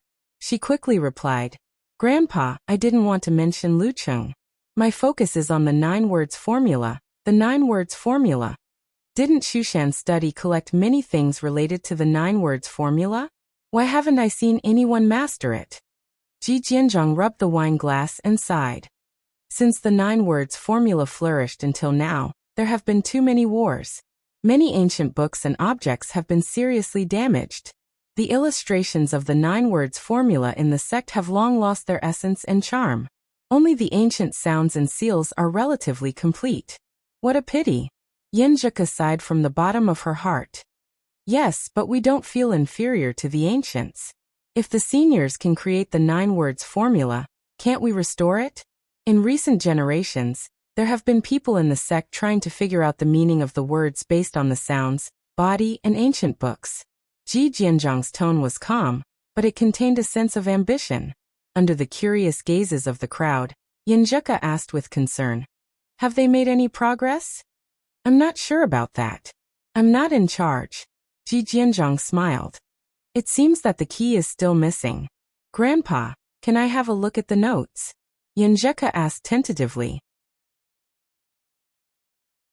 Ji Jianzhong thought for a moment and said, if there is no substantial progress in the reverse analysis, it's okay to let you have a look. But if it's close to success, you can only look at the notes of the predecessors. Haha, maybe you'll have a flash of inspiration and come up with something by chance, right? Yes, yes. Yenjika answered happily. If she could show it to herself, it wouldn't be a secret of the sect. It would be fine as long as it wasn't leaked. But if she showed it to Cheng, would it be leaked? Maybe Cheng really figured out something, and she could make a contribution to the sect. In her excitement, she glanced at her mother, Ji Mingyu, from the corner of her eye. She saw the Empress Dowager's disdainful expression. Chapter 363. On the 8th day of the new year, Lu Cheng happily changed his training location and came to Backwater Lake. Yenjika came back from Jiangnan province yesterday. In the early morning mist, not long after he sent the message, He saw the girl wearing a white martial arts suit with her hair tied up in a ponytail, jogging out of the villa district. Their eyes met, full of warmth. One after the other, they turned into a fork in the road and approached the familiar place. Lu Qing quickened his pace and soon stood shoulder to shoulder with Yenjika. He breathed in the fragrance that calmed his mind. "Chung, let me show you something." Yenjika raised her chin slightly when they arrived at the usual place. Her eyes lit up as she shook the bag in her hand. "No hurry." Lu Qing chuckled. Seeing that it was still dark and there was no one around, he pulled the girl over and held her in his arms. "You." Yenjika's eyes widened and her protest was stopped in her mouth. After a long time, she pushed Lu Qing away. She brushed her messy hair and said, "I'm talking about something serious." "Something serious? That's more important." Lu Qing chuckled. "Humph." Yenjika pouted and turned her head. She happily passed the bag in her hand to him. "Here for you. The 9 words formula." Lu Qing had guessed. "Yes. My grandpa called Shushan study and asked someone to send it to Jiangnan."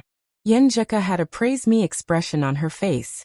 She didn't say she could get it so quickly, because she wanted to give her boyfriend a surprise. "Coach Yen, you're so nice." Lu Qing was really happy, but it was more because he was touched than surprised. He opened the bag and flipped through it. He found not only the 9 words formula that had lost its essence and charm, but also the handprints and other body secrets. There were also the words and related notes written by several generations of Shushan study masters. Each of them had their own charm and characteristics. Of course, they were all wrong to give to Yenjika. For others, it would be very difficult to find the useful parts from the false. But for Lu Qing, it was a piece of cake for him to verify it with his Jindan. "How is it?" Yenjika pursed her lips and raised her head. "It's a serious matter." "But didn't I say that it was a more important matter? We can't reverse the order." Lu Qing deliberately raised his eyebrows. "You are becoming more and more improper," Yenjika said angrily, but her eyes were overflowing with unconcealable joy. After completing the daily routine, Lu Qing glanced at the girl who was seriously practicing the meteor force. He took out a stack of notes from the bag, studied them carefully, and tried to visualize them for trial and error. "Lin." He clasped his hands together to form a seal, and in his mind, he outlined the 19 different confrontation characters written by the seniors of Shushan study. He didn't specially complete the visualization. If he did, it wouldn't take a day or two. He just wanted to grasp a little of the charm and see if it could resonate with the Jindan. As the confrontation formula was uttered, the nebula at his lower abdomen continued to move slowly without any abnormalities. By the time Lu Qing eliminated the thick notes of the confrontation formula and the fighting formula, it was close to 8 o'clock.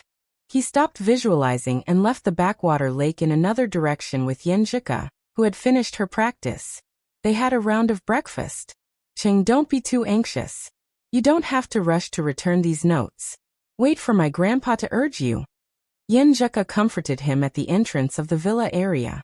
She had noticed that Lu Qing was already experimenting, and was afraid that he would be too impatient and go astray. "Don't worry. I have an affinity with the 9 words formula," Lu Qing joked. After returning home, he took a hot shower and continued his trial and error journey. He eliminated the meanings of the wholeness formula, formation formula, and decueing formula that the predecessors had reverse deduced. Although he didn't gain much, he wasn't disappointed. With the mistakes made by the seniors of Shushan study and the lessons learned, he could also reverse deduce along this path and seek the charm. However, that would take a few years or even longer. Taking out the last stack of notes, he composed himself and once again immersed himself in cultivation. Okay. The ancient sounds came from his mouth, and his hand seals gradually became familiar.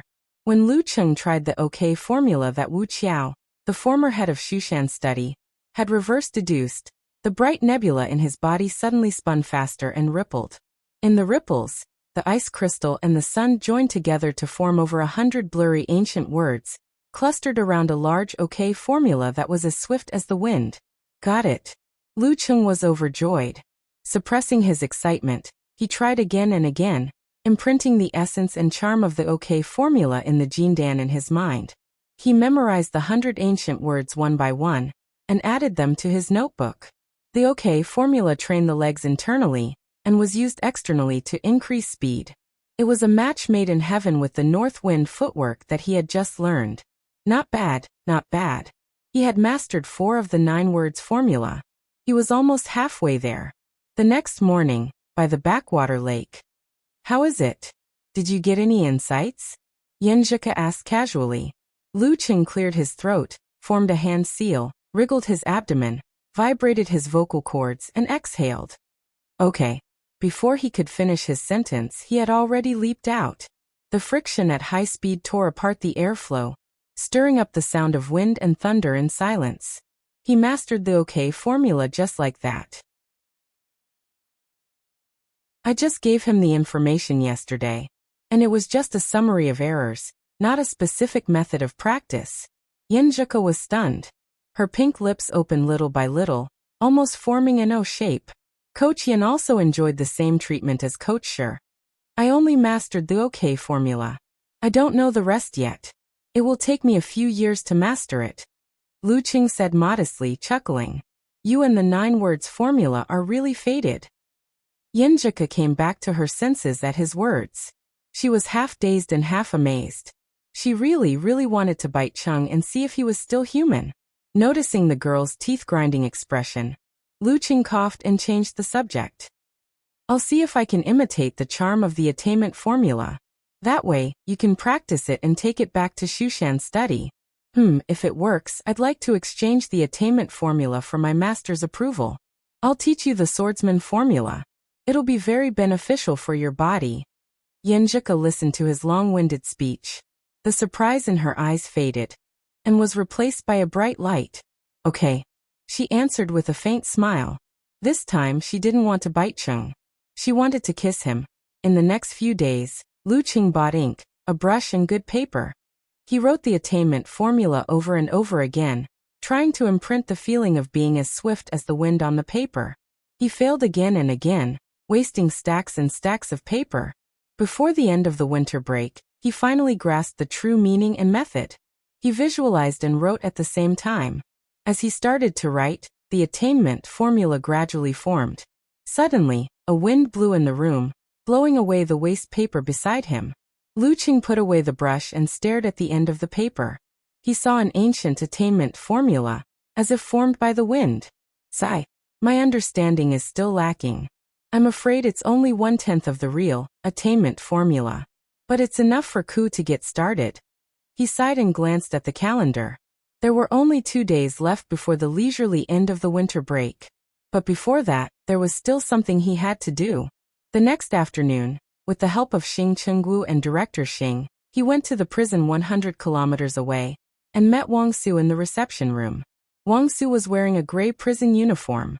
He was bald and had shallow scars on his cheeks. His expression was sentimental. How are you? Are you okay? Lu Qing asked first. It's pretty good. Director Xing has already spoken to them. The few bosses in the prison take good care of me. No one bullies me. Wang Su answered very happily. He had seen how the prison bullies dealt with other people. At this point, Wang Su recalled the past and smiled bitterly. I regret not listening to you. If I had left Lu and the rest earlier, I might have bought a house and gotten married by now. If you behave well, you might be released before I graduate. You'll still be young then. You can do whatever you want. Lu Qing comforted him. Okay. Wang Su took a deep breath and nodded. The two didn't have much in common. Lu Qing talked about the neighborhood for a while, and was about to leave. Before he left, he asked with concern. You don't look well. You don't look so good. There are dark circles under your eyes. Are you sick? No, I just can't sleep well. I keep thinking about what happened that day and have nightmares. Wang Su's eyes were still filled with the fear of that day. You can sleep well with sleeping pills. You can't sleep without them. Lu Qing pondered for a while, then turned to the guard beside him and asked, Do you have ink, paper, and a pen? If not, ink and paper will do. The guard didn't refuse and said enthusiastically, I'll get someone to look for it. What are you going to write? Wang Su asked, puzzled. I'm going to draw a talisman for you. Lu Qing replied half-jokingly. Wang Su was even more puzzled.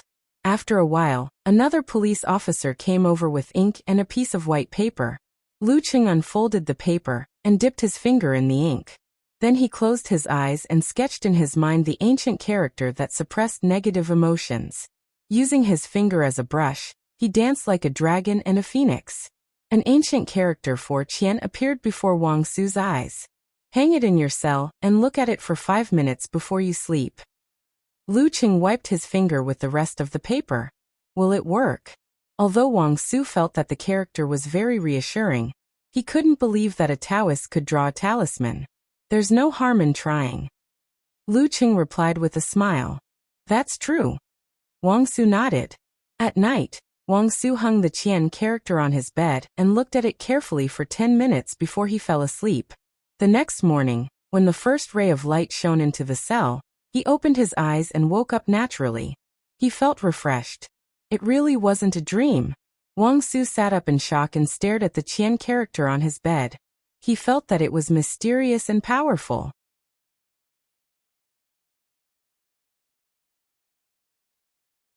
Chapter 364. On the 13th day of the first lunar month, Lu Qing carried his luggage and said goodbye to his parents. Once again, he embarked on his journey to study and entered Xiushan's high-speed railway station. Just yesterday, Wu Qinggui's $700,000 endorsement fee had arrived. The specially designed martial arts shoes would be sent out in March for Lu Qing to try on and make the final adjustments. As soon as Lu Qing received the endorsement fee, he went to the bank and transferred $150,000 to his mother, Qi Fang, for her renovation expenses. She was so scared that she thought there was something wrong with the banking system. She almost called the police. When she heard the phone call, she realized what had happened. She happily scolded her son and didn't reject him anymore. Instead, she publicized Lu Cheng's great achievements in the community, making him a real, other people's child, and creating a nightmare for the younger generation in the community. Hey, what a coincidence! At the ticket gate, Yanjika dragged her suitcase and pretended to meet Lu Cheng by chance. She patted Lu Cheng's shoulder sweetly with her dimples. What a coincidence! You're going to Songqing too. Lu Cheng showed his exaggerated acting skills. He took the girl's suitcase and hugged her waist. Bad acting. Yanjika looked up at the sky and made a comment. They no longer had to worry about the existence of their parents. The two of them were like wild horses out of control, feeling freedom and happiness. After checking the tickets, they entered the high-speed railway. Lu Qing put the suitcase on the seat and sat next to the girl. He asked, "How's your attainment formula and swordsman formula going?" He called his master and got a positive answer. He could exchange the attainment formula for the swordsman formula. Gieserscher also hinted that it was okay to teach his wife more things. After all, those guys came to him without his permission and put her through a tough test. I'm getting a feel for it. Yanjika looked at Lu Qing and joked. Are you looking for a sense of superiority? To show off that you've mastered it in one day? She didn't tell her grandpa and grandma about the attainment formula yet. She planned to tell them before the national competition, so as not to scare them. Some people really couldn't be measured by common sense. At the same time, she was also looking forward to one thing. The attainment formula was Cheng's compensation to Shushan study, and her cousin could also learn it. What kind of changes would occur when the speed of meteor burst was combined with the attainment formula? You've wronged me, Kochian. I'm just concerned about you. I'll show off in front of anyone but you. Lu Qing replied with a smile. Yanjika snorted and turned to look out of the window. It's the nationals this semester. I'm so looking forward to it. Yes, I'm also so nervous. Me too, but I'm looking forward to tonight more. It's Valentine's Day, our first anniversary together. What kind of gift will you give me? This year, Songqing University officially opened on Monday, February 17th. However, in order to celebrate Valentine's Day and their anniversary together, the two of them lied about the military intelligence and left early. Of course, it couldn't be called a lie. Coming to school early to prepare for the nationals, was a legitimate reason. I don't have any gifts. Yenjika rolled her eyes at Lu Cheng and suddenly burst into laughter. Does my period count? Cheng, I think you and my period are destined to be together. When we don't go home at night, we often run into each other. It can't be helped. You came on the 17th of last month. There are 31 days in January. It's just these few days. There's nothing wrong with it. Lu Cheng spread his hands helplessly and thought about the future. We'll miss the next time. So what? Yenjika puffed up her cheeks and leaned on Lu Cheng. She gave him one of her earphones and invited him to listen to music and watch TV series together. They arrived at Songqing at around 7 p.m. However, instead of going to the campus, they went to the 5-star hotel that Lu Cheng had booked. Outside the window, it was already late at night. The neon lights were shining, but the room was as warm as spring. When Yenjika wasn't paying attention, Lu Cheng dialed the room number and pretended to be the front desk. I still need to go through some procedures. I'll go downstairs. He picked up the phone and said a few words. Yenjika didn't suspect anything. She rummaged for her pajamas and said in a light tone, "Come back quickly." Okay. Lu Cheng opened the door and went out to buy flowers. After leaving the hotel, in order to save time, he didn't care about the price. He found a wandering flower seller on the street and bought a bunch of roses. Then he wrote a message to the girl and sent an email. Yenjika took a shower, changed into light pajamas and slippers. She went back to the bed and picked up her phone. Check the email. Lu Cheng's message said. Email. Yenjika was a little bit expectant. She opened the email app and saw the video from her boyfriend. After downloading, she changed her sitting position to make herself more comfortable. Then she chose to play the video. The camera shook for a while and finally fixed on Lu Cheng's familiar face. Every Valentine's Day is the anniversary of our relationship. I feel like you're missing a holiday. Facing the camera, Lu Cheng smiled shyly. It's good that you know. Yenjika replied silently. Lu Cheng cleared his throat, looked straight ahead and said, On this Valentine's Day, the anniversary of our relationship, I want to tell you a story about a boy chasing a girl. A boy secretly fell in love with a beautiful and kind girl when he was in high school. He saw her as his goddess. But at that time, he felt a little inferior and didn't dare to chase after her. He didn't dare to try. He felt that he didn't deserve her and that he didn't have a chance. However, fate allowed them to enter the same university. The call of fate made the boy's heart restless.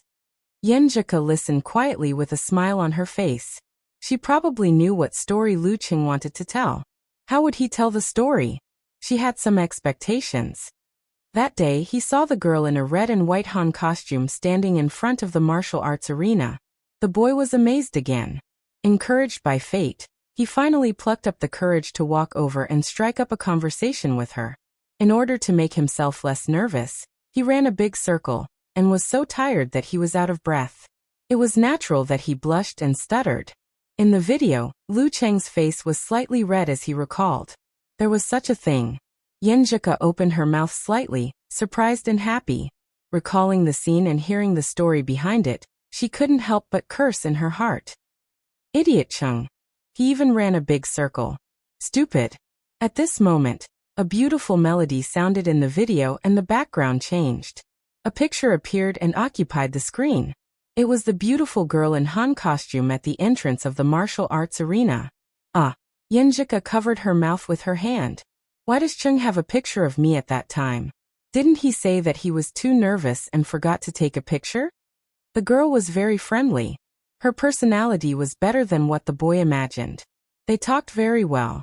He was thick-skinned and asked for her QQ number. From then on, he started an unbelievable dream life. He restrained himself and only talked with the girl for a while each time, so that she wouldn't feel annoyed and think that he was pestering her. As time went by, they became more familiar with each other and talked more and more. He was surprised to find that the girl was very cute in private. The background music was melodious. Emojis popped up one after another. Some were staring blankly, some were sitting obediently, and some were holding their chins with their hands. Yenjika almost burst out laughing. This video was made very seriously. She thought happily. On the girl's birthday, the boy didn't dare to do too much. He was afraid that he would scare off the little fairy if he was too enthusiastic and proactive. So he went to Yanling to participate in the Warrior Sage Challenge tournament with this kind of mentality.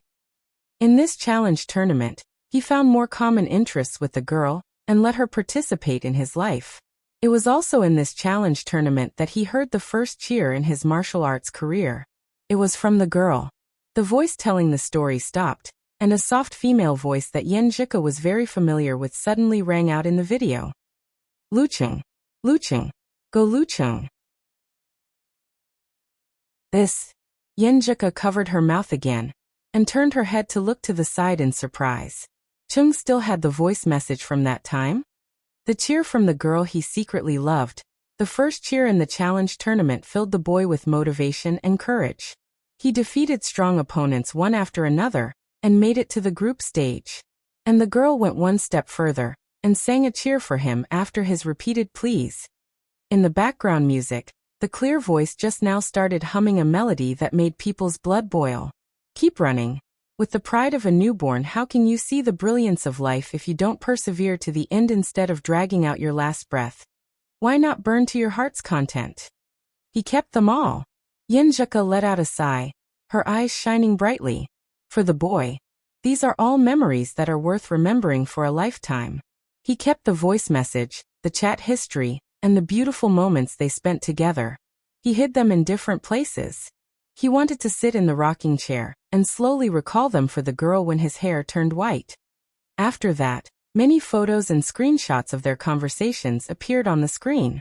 Lu Cheng's voice guided Yenjika back to the past, reliving the beautiful feelings of the past year. On New Year's Eve, the two of them held their phones, quietly listening to each other's breathing and welcoming the new year. In the early hours of his birthday, the girl called and sang a song of blessing. On Valentine's Day, under the moonlight, the sentence, "Let me be happy for 5 minutes," was exchanged for a screen full of fireworks. The details before the first date, the feelings of wanting to hold hands on the first date, and the walk in the clouds, when they were lost and didn't know where to go when they held hands for the first time. The efforts made for the first kiss, the exciting and beautiful contact of lips and tongues by the lake, the misunderstanding and conflict caused by too much eagerness and desire, the feeling of being an old married couple when they woke up in the morning, the solemnity and holiness when they gave each other rings, and the teasing when he called her wife. The past reappeared. Yenjika's eyes reddened, and she fell into a daydream. It seemed that she once again experienced the scene of Lu Cheng taking off her clothes under the bright sun on the bed. Once again, she experienced the beautiful moment when he touched her. There were too many of these, and the video didn't show them at all. Idiot, how can you only remember the things I did for you and forget the things you did for me? It's Valentine's Day again. I want to give this story to you. I hope that the boy and the girl have new stories every year. And I can tell you like this every year. Lu Cheng's low voice echoed in Yenjika's ears and into her heart. Yenjika saved the video. She wanted to learn from Lu Cheng and record the past. At this time, she pursed her lips, hiding her smile and tears, and sent an audio file she prepared earlier to Lu Cheng. Outside the door, Lu Cheng held the flowers and silently counted the time. He planned to enter the video at the end and give the flowers to Yenjika when she was most touched. Just then, his phone rang and he saw the voice message from the girl. Lu Cheng put the phone to his ear, puzzled and expectant. "Chung, I've been thinking about what to give you for Valentine's Day. After thinking for a long time, I finally decided to give you an answer." Yenjika's soft and clear female voice sounded soft and low. "Do you still remember this day last year? You confessed to me that you liked Yenjika, especially Yenjika. I was very happy but also very scared. I was very surprised and very scared. I hoped that you could wait for me. Wait for me to like you as much as you like me.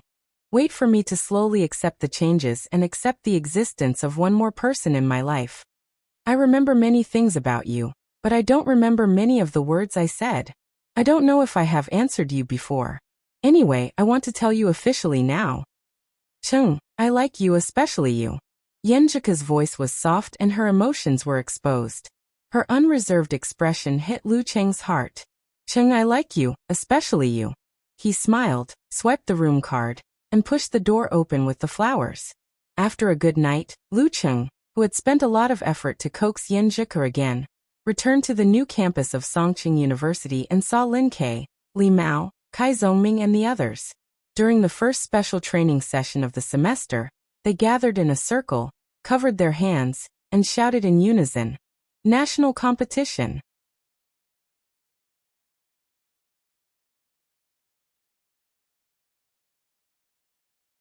He said it was a record for the martial arts club's activities. Her eyebrows gradually relaxed and a smile was hidden within. Once again, she felt Lu Cheng's intentions. After last night, for some reason, she felt that she and Cheng were closer than before. They had already touched so much of each other's private parts, and the privacy between them seemed to have decreased by a lot. At this time, Xu Rui moved over and began to interview Yen Zhike, focusing on her preparations for the national competition during the holidays. Lu Qing took 2 steps back and stood beside little Ming, not wanting to interfere. "Cheng, I feel like I'm close to 9th pin now," Kai Zongming said in high spirits, mimicking the action of Hercules. Lu Qing looked him up and down and nodded with a smile. "Not bad. What's with the look and tone in your eyes?" Kai Zongming squinted at him. "Caring look and tone in my eyes." Lu Qing chuckled. He wouldn't say that it was the look and tone of a professional 6th pin fighter, caring for a professional 9th pin fighter. "Caring for a retard?" Kai Zongming retorted unhappily. "That's what you said." "I didn't say that," Lu Qing replied. Talker actually made a slip of the tongue. Kai Zongming found that he was tricked. After a long time he squeezed out a word, "Get lost." Seeing that Lu Qing was having a hard time holding back his laughter, he decided to change the topic. "You came back in a hurry this morning. Did you do something bad last night?" Chang and Old Chiu were deeply affected. Double the damage on Valentine's Day. "Am I not allowed to take the train at night?" Lu Qing asked, amused. "Yes, of course. Let me remind you as a senior. No matter whether there is a chance or not, you should be prepared first. Otherwise, you will be driven to the streets to find pharmacies, supermarkets, and vending machines." Kai Zongming showed an expression that he couldn't bear to look back on the past. Lu Qing twitched his mouth and said, "Comrade Casanova, I found that your funny experience could be written into a book. Complete collection of single dog abuse." Kai Zongming understood him. When they were talking about the crosstalk, Xu Rui finished asking Yen Zhike and walked to Lin Quebec. She laughed and said, "I'm here to interview you again." "Yes." Lin Ke still had the same expressionless look. Xu Rui straightened her body and smiled sweetly. "That's right. Nice to meet you." Time flew by in such dull and repetitive days. In the blink of an eye, it was April 2nd, and the final round of the National University Martial Arts competitions would officially start on April 5th. At the school bus station of the new campus of Songqing University, Lu Qing was the first to arrive at the bus station with Yen Zhike in one hand and Yen Zhike's suitcase in the other. After a while, Lin Ke arrived, wearing a black shirt and a pair of loose dark jeans, with a light yellow suitcase in his left hand. "Ah." Lu Qing opened his mouth wide and asked his girlfriend in surprise. Your brother uses such a cute suitcase? You can't judge a book by its cover. Does my brother-in-law have a girl's heart?" Yen Zhike covered her mouth and snickered. "My brother is very casual in this aspect. He uses whatever my aunt buys for him. He is never picky. This suitcase used to be my aunt's." "Okay." Lu Qing regretted his misunderstanding. He saw Kai Zongming coming in with a handsome posture, and Li Mao following behind him with a big bag taller than his head. Sun Jian, wearing sunglasses and carrying 2 people's luggage, appeared with Lin Hua in a plain white dress. On the other side, Hezi took off her round glasses and cut off her long hair. She had a short and thin hairstyle, which made her look cold and elegant. Yan Xiaoling stood beside her and reminded her repeatedly, "Don't worry. Hey, I'm counting on you this time. You must send me the battle report from the front line as soon as possible." The list of people going to the capital consisted of 3 main forces, 6 substitutes, and 2 students, Li Xiaowen and Jiang Fusheng, who were in charge of chores. The others, including Yan Xiaoling and Mu Jinyan, had to stay in school. At the bus station of Shanbei University, Su Wanyan and Fang Zhirong were chatting happily. He felt that as long as Fang Zhirong didn't lose his temper and wasn't provoked, he was easy to get along with, except that he liked to play pranks. After waiting for a long time, all the substitutes arrived and surrounded them. Okay, get on the bus and go to the airport. Su Wanyan waved his hand. Mao Qingjun, the main force substitute, looked around and asked in confusion, "Are we missing one? The most important one is missing." Su Wanyan laughed and pointed to the bus. "Brother Peng has been here for a long time." Everyone looked over and saw Peng Liyun sitting by the window. He was leaning back and his eyes were empty. No one knew what he was thinking. "Let's go." Su Wanyan boarded the bus. "Wahai." Xing Jingjing put down her luggage and boarded the bus. She saw Piao Yuan, who was tall and bald and had a fierce look, holding his mobile phone and taking selfies. Zhang Dongliang, who looked like an old farmer, was talking and laughing with several other substitutes. She looked to the left and saw An Chaoyang, who had short hair and was wearing professional headphones. He was listening to music quietly with his eyes closed. Xing Jingjing walked to the last row and chose to sit by the window. She was quite far away from everyone in front of her. Watching Guangnan, Li Xiaoyuan was tall and slender, handsome and elegant. Just by standing there, he attracted a lot of attention. "That girl is not bad," he said with a smile. "Not bad." Xi Meng, who had a buzz cut, doubted his eyes again. "Her skin is so dark and she is so thin. I can't see anything good about her except that she is tall. Anyway, I think she is not bad." Li Xiaoyuan, who was disliked again and again, spread out his hands and said. Xi Meng decided not to say anything more. It was a good thing that Li Xiaoyuan had a special taste. Otherwise he would have taken all the good resources. "Brother Zhen hasn't arrived yet? It's almost time." Xi Meng changed the topic. Li Xiaoyuan looked in the direction of the martial arts stadium and said, "Brother Zhen has been working hard in the past 6 months. Well, he was provoked. Many people said that he had a bad attitude and had used up his potential. He should thank God for being able to reach the high pin level in this life," Xi Meng said with emotion.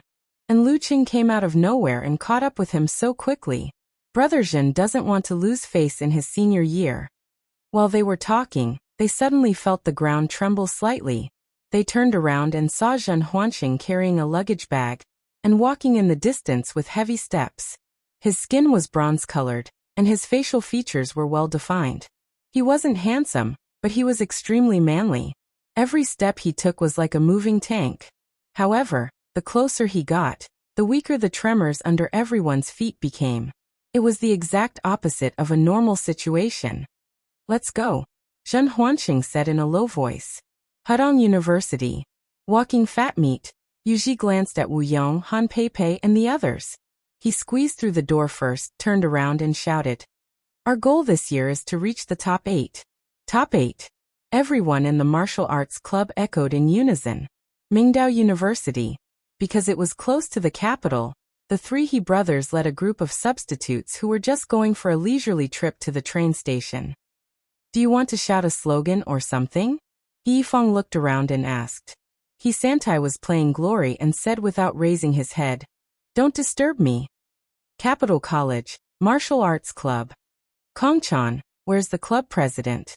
Xinyu asked the cute girl with a round face. Senior sister said she was going to the city martial arts stadium to step on the ground. Jiang Kongchan answered innocently. Xinyu suddenly became nervous. "You didn't send her there?" "I sent her to the subway station. Anyway, after taking the 4th line, she can reach the city martial arts stadium from any exit. She won't get lost, right? At such a distance she can just ask someone," Jiang Kongchan explained. "I hope so." Xinyu was still worried. In the subway station, on the waiting platform of the 4th line, Kaiyang Sect, City Martial Arts Stadium. Renli, with long straight hair, squinted her big eyes and looked at the name on the station sign. Kaiyang Sect. On the medium-sized passenger plane, Lu Qing asked Yanzhika to sit next to the window. He held the girl's hand and looked into her eyes. He read the same excitement and expectation as he, Li Mao, Kai Zhongming, and the others. Yes, after a year and a half, he was finally going to participate in the national competition. The cabin door closed and the plane taxied. After a run-up, it soared into the sky with a whoosh.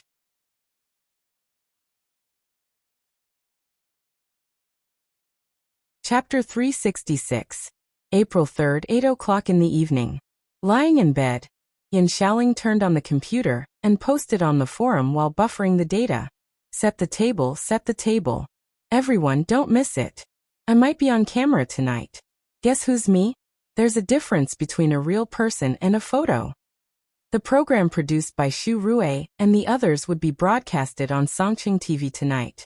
Although Yan Xiaoling didn't join in the fun when watching the drawing of lots, it was inevitable that she would be filmed since she often participated in martial arts activities. As for whether it would be edited into the official version in the end, she wasn't sure. Tisk isn't the shortest one? Unparalleled Dragon King wouldn't let go of any opportunity to criticize Yan Xiaoling. Yan Xiaoling replied with a wronged expression. No QQ, there are people shorter than me in the martial arts club. My new friend Qing Qing is shorter than me by 1 centimeter. And Xiaohei is shorter than me by 2 centimeters. No, 3 centimeters. You can't see the difference with the naked eye, right? Road to the Arena gave a critical hit. Criticizing Eternal Nightfall Yan Xiaoling had become a regular activity in the Luqing fan forum. Even the Longhu Club forum next door often had people joining in. 2 centimeters. What a big difference. They all say that I look like a sister when I stand with them, as long as they don't talk QAQ. Yan Xiaoling fiercely retorted. I don't want to talk to you anymore. The program is starting. Move a small stool and sit down. Quietly watch the show, chin resting. Wonton Seller also wandered over from next door. Little Wonton, what do you think about the evening self-study? Brahman was shocked. Wonton Seller sent a sticky rice dumpling emoji. I caught a cold and asked for leave. Wait, where are the exercises we agreed on? I'm doing it while watching, Brahman said confidently. At this time, the scenery of Songqing University's new campus appeared on Yan Xiaoling's computer screen. Lakes, mountains, colorful buildings, just like a garden. It's been many years since the Songqing University Martial Arts Club last entered the national competition. Now they finally have the best opportunity. The appearance of 2 geniuses has lit up the light of hope. From this semester onwards, under the leadership of Lu Qing and Lin Ke, they will launch a strong attack on the national competition. We choose to follow them all the way and faithfully record. And when I was recording this video, I didn't know what the final result of Songqing University Martial Arts Club would be. With Xu Rui's documentary-like voice, the long lens changed from a distance to a shady road to the Songqing University Martial Arts Gym, filming the students entering one by one. Tap, tap, tap. Amidst the sound of the typewriter, the words Early September, XXXX, appeared on the screen. The color of the interior of the martial arts arena was soft. Several special training members who had arrived early were already warming up. The camera turned and aimed at the entrance. Coincidentally, a very familiar figure entered. Hi Lu Qing. You're early. Xu Rui greeted him. Lu Qing didn't feel restrained. He faced the camera calmly and joked, It's late. Reporter Xu, you're all here.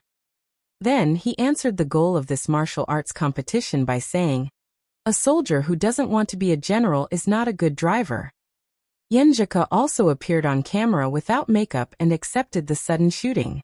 In the end, the audience was amused by Lin Ke's cold humor, which boosted Xu Rui's voice. The camera recorded everything as it was. It showed the surprised expressions of the members of the special training group after they obtained the internal training method. It also showed everyone's daily hard work and joking, which made the audience calm down. It was as if they were also in that kind of environment, following the members of the Songqing University Martial Arts Club to the final circle of the National University Martial Arts Competition step by step. Because it was real, it was emotional. This was the charm of a documentary. Yan Xiaoling, who was chatting in the BBS, unconsciously put down her phone and focused on the computer. After seeing the special training, Lin Ke took the initiative to challenge Lu Qing, but regretted that there was no live recording. She saw the reactions of Lu Cheng and the others when the first lot was drawn. She saw the cat reporter Heezy, who was hiding in the corner and sending the frontline battle report. Tut tut. She even cut the scene where Lu Cheng and the senior sister looked at each other. Was she bribed or threatened? Yan Xiaoling laughed inexplicably. Then she saw the scene before the first match of the martial arts club, when the audience shouted, "Here we come!" in unison. She saw the scene inside the locker room, which was very mysterious to her, clearly presented in front of her eyes. She saw Lu Cheng carefully applying ointment to heal the swelling and bruises. She saw Lin Ke drying his wet short hair and coming out of the bathroom. She saw Yan Zhika, who everyone thought was more beautiful than a star, waiting at the canteen window like thousands of other people in the university, leaving with a plate of stir-fry. She saw Lu Cheng, as one of the candidates for the Heavenly Son of China, munching on a steamed bun and drinking soy milk, as ordinary as everyone around him. In the bright classroom, focused on learning and unchanged special training, Li Mao, Sun Jian, Kai Zhongming, and the others respectively appeared on camera, showing the real life and the eagerness of the members of the martial arts club for the national competition. They smoothly advanced in the group stage and easily defeated their opponents in the quarterfinals. During this process, many unknown details were cleverly connected in a clever way, making the audience see Lu Cheng, Lin Ke, and the others from a new perspective. For example, after the supernatural ability of misfortune rebound, everyone was subconsciously afraid of Lu Cheng and wanted to avoid him. The first 4 matches were confirmed. The result of the first match against Shanbei made Li Mao and the others exclaim, while the expectation, excitement, and nervousness in Lu Cheng and Lin Ke's eyes were also faintly pointed out. The first highlight of the program appeared in the away match against Shanbei. The camera shared with the audience the fact that Lu Cheng got up at 5:30 every day to practice in real time, perfectly depicting the unspeakable tension between him and Peng Liyun on the playground, and the accidental encounter between him and Peng Liyun. Interspersed with the scenes of intense matches were the audience's depressed and painful expressions, Gieserscher's encouraging speech the next day, Lu Cheng and the others' increasingly serious training, and Songqing University's students spontaneously gathered on the weekend to cheer for the martial arts club with the slogan, "Keep up the good work." After crushing the 2 martial arts clubs, Sanjiang and Haiyuan, smoothly appeared. The program showed the whole process of the members of the martial arts club celebrating at the food stall, making the audience feel that this group of young people was very down to earth. A new year, a new beginning. Their sweat and collisions during training were clearly outlined in the camera. Gradually, the camera moved to the front of the bus heading to the airport. The scene of Lu Cheng and the others boarding the bus one by one was filmed. In the end, everything was fixed on the scene of the members of the martial arts club standing in a circle, holding hands and shouting in unison, "National competition!" In the crisp sound, the background slowly blurred and a few big black words appeared. April 5th, National University Martial Arts Competition Final Circle. Phew. Yan Xiaoling exhaled and felt very satisfied. She planned to collect resources later and keep this program. Well, just like my Lu Cheng, I am also a qualified squirrel fan. In the fan forum, "All the good names are eaten by dogs," was the first to appear and exclaimed, "Lu Cheng is usually very humorous. Raise your hand. Does anyone feel that the interaction between Lin Ke and that reporter Shu is cute? No, I feel that Lin Ke is cute no matter who he interacts with." Shui Lan, whose signature was Forever 18, retorted, "That makes sense. Also, I always feel that Lu Cheng and that sister Yan are having an affair. All the good names are eaten by dogs had a keen eye. You didn't come to the forum during that time?" Okamoto's fan sent an emoji of spreading hands and curling mouth. "I'm a fan of Sister Yan. She's so pretty, so pretty. She's beautiful no matter what."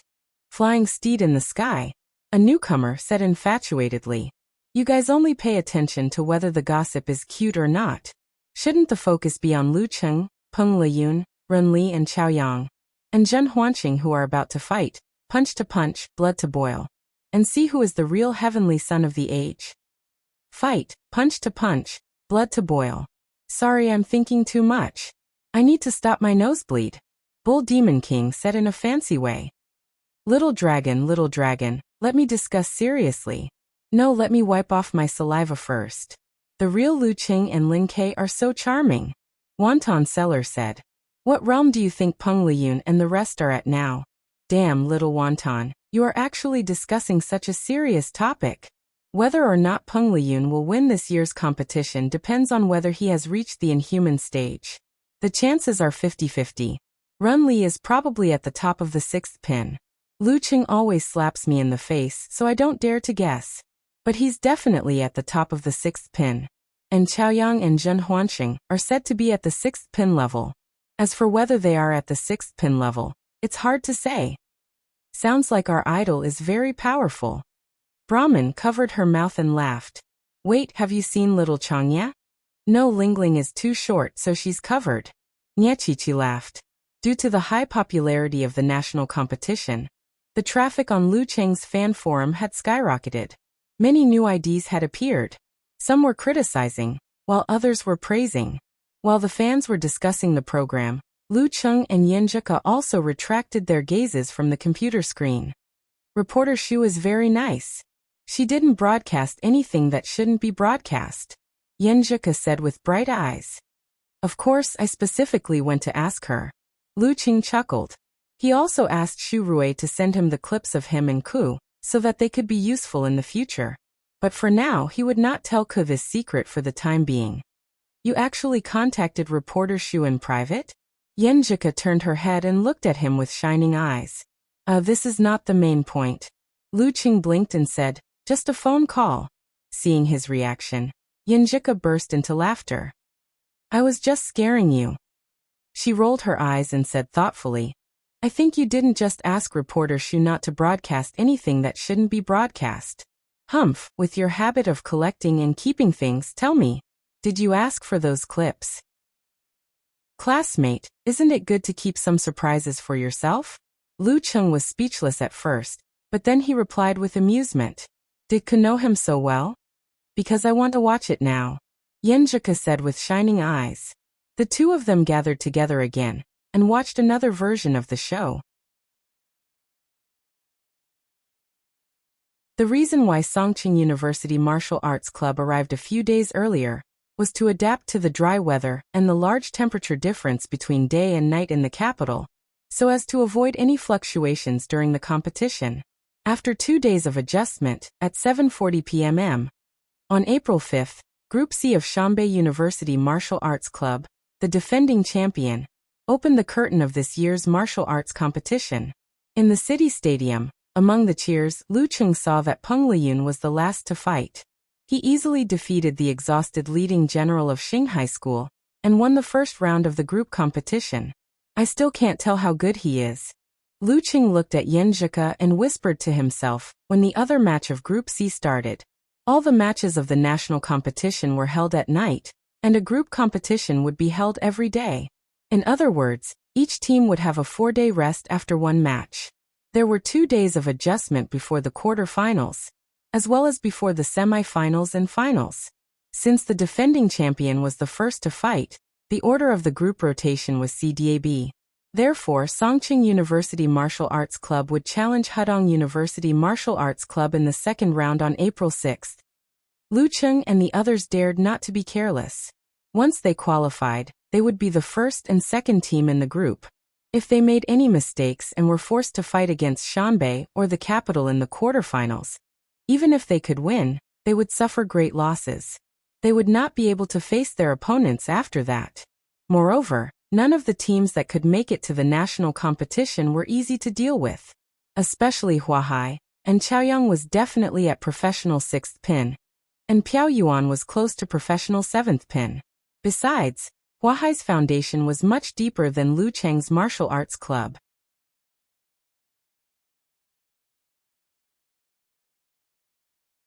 Chapter 367. The defending champion took down Xinghai without any bloodshed. Finished in 10 moves. Peng Liyun was just warming up. Shanbei and Peng Liyun. Is there any doubt about who will be the champion this year? The real gods favored one.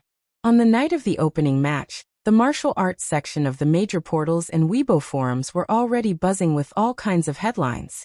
Lu Qing glanced at them and put down his phone. He closed his eyes and began to feel sleepy. Just then he heard a special reminder and knew it was a new message from Yenjika. I was so busy saying good night that I forgot to talk about something serious. Yenjika sent a blushing emoji. Honey, come on. The corners of Lu Cheng's mouth curled up. He picked up his phone, pressed the button and said, Honey, let's do it together. They didn't stick to each other anymore and went to sleep. Lu Cheng got up on time at dawn and went to the nearby park to practice. He returned to the hotel at 8 o'clock sharp and enjoyed a nice breakfast with Yenjika. Then he followed the rest to the martial arts club for relaxation training. After lunch, he slept and rested. Then he went to Yenjika's room to review the competition videos of the Hudong University Martial Arts Club in the past 6 months. At 5:20, they had a simple dinner. Then they boarded the bus with Lin Kei and others, and arrived at the martial arts club in the capital before the peak of the traffic jam. When they were about to get off the bus, Lu Qing opened the app and posted on Weibo, "The first national competition is about to begin." After sending the message, he didn't look at the reposts and comments. Instead, he put his phone in his pocket and shouted to himself in his heart, "Victory!" There were 8 dressing rooms in the martial arts club in the capital, all of which were quite luxurious. There were benches, sofas, massage chairs and even a TV. It was not yet 6:30. Geezer sure signaled that they didn't need to be so nervous, and just do what they were supposed to do. Lu Cheng and Yenjika chatted until 7:30. When the first match of the night was about to begin, Lu Qing chose to close his eyes and rest. The match between Hua Hai and Mingdao could reveal a lot of things about them and help him understand his opponent better. However, there was no need to rush to watch it tonight. There were still 4 days to study it. Before the match against Hudong, it was a good habit to be focused, serious, and not be distracted. Yenjika's period came on time last night. Although it didn't hurt much today and she could force herself to fight, her condition was still affected. She felt that she was not as good as Li Mao and the others. After rational consideration, she chose to give up and put the interests of the martial arts club first. Yep, I'll be full of energy for the rest of the competition. She opened her eyes and clasped her white and slender fingers with Lu Cheng's. Images of the 3 leading members of the martial arts club of Hudong University appeared in her mind. Yu Ji, a senior student, was born with a unique body shape. He was the direct beneficiary of Peng Liyun and Ren Li's entry into the martial arts circle of the university. Originally, he was thought to be limited by his talent, and it would be difficult for him to reach the Big Dan level. However, after being beaten by Peng Liyun and Ren Li, he seemed to be strongly stimulated and opened up the conception and governing vessels. Finally, he took the crucial step and succeeded in force concentration after last year's national competition. As soon as he was promoted, he turned the burden of his talent into an advantage, directly reaching the standard of a top 8th pin. After that, he experienced a period of rapid improvement, taking another step forward. Now that 11 months had passed, his strength must be even more terrifying. The bookmakers gave out odds for this, believing that Yu Ji was very likely to have the combat strength of a strong 7th pin, or even a top professional 7th pin. This was the reason why Hudong University could appear as the first place in the division, but it was not the reason why they were considered to be the best in the second category. The latter was because of the breakthrough of another player, Soul Voice Han Peipei. Han Peipei, a female junior, had the supernatural ability of sound wave, and could skillfully create ultrasonic and infrasound waves. When she was a professional 9th pin, she was not very strong in this aspect. However, after nearly 2 years of suffering and training before this division competition, she took the first step to reach the Big Dan level. In the past few months, although her improvement was not as fast as Yu Ji's, her supernatural ability was even more terrifying. Her comprehensive combat strength was considered to be close to or even a professional 7th pin. The strength of the 2 leading members made the Hudong University Martial Arts Club ranked 7th in the championship odds list, behind Shanbei, Capital, Huahai, Guangnan, Songqing University, and Mingdao. This was why Group D was called the Super Death Group. In such a group, even if they could fight their way out and enter the top 8, they would most likely be covered with cuts and bruises.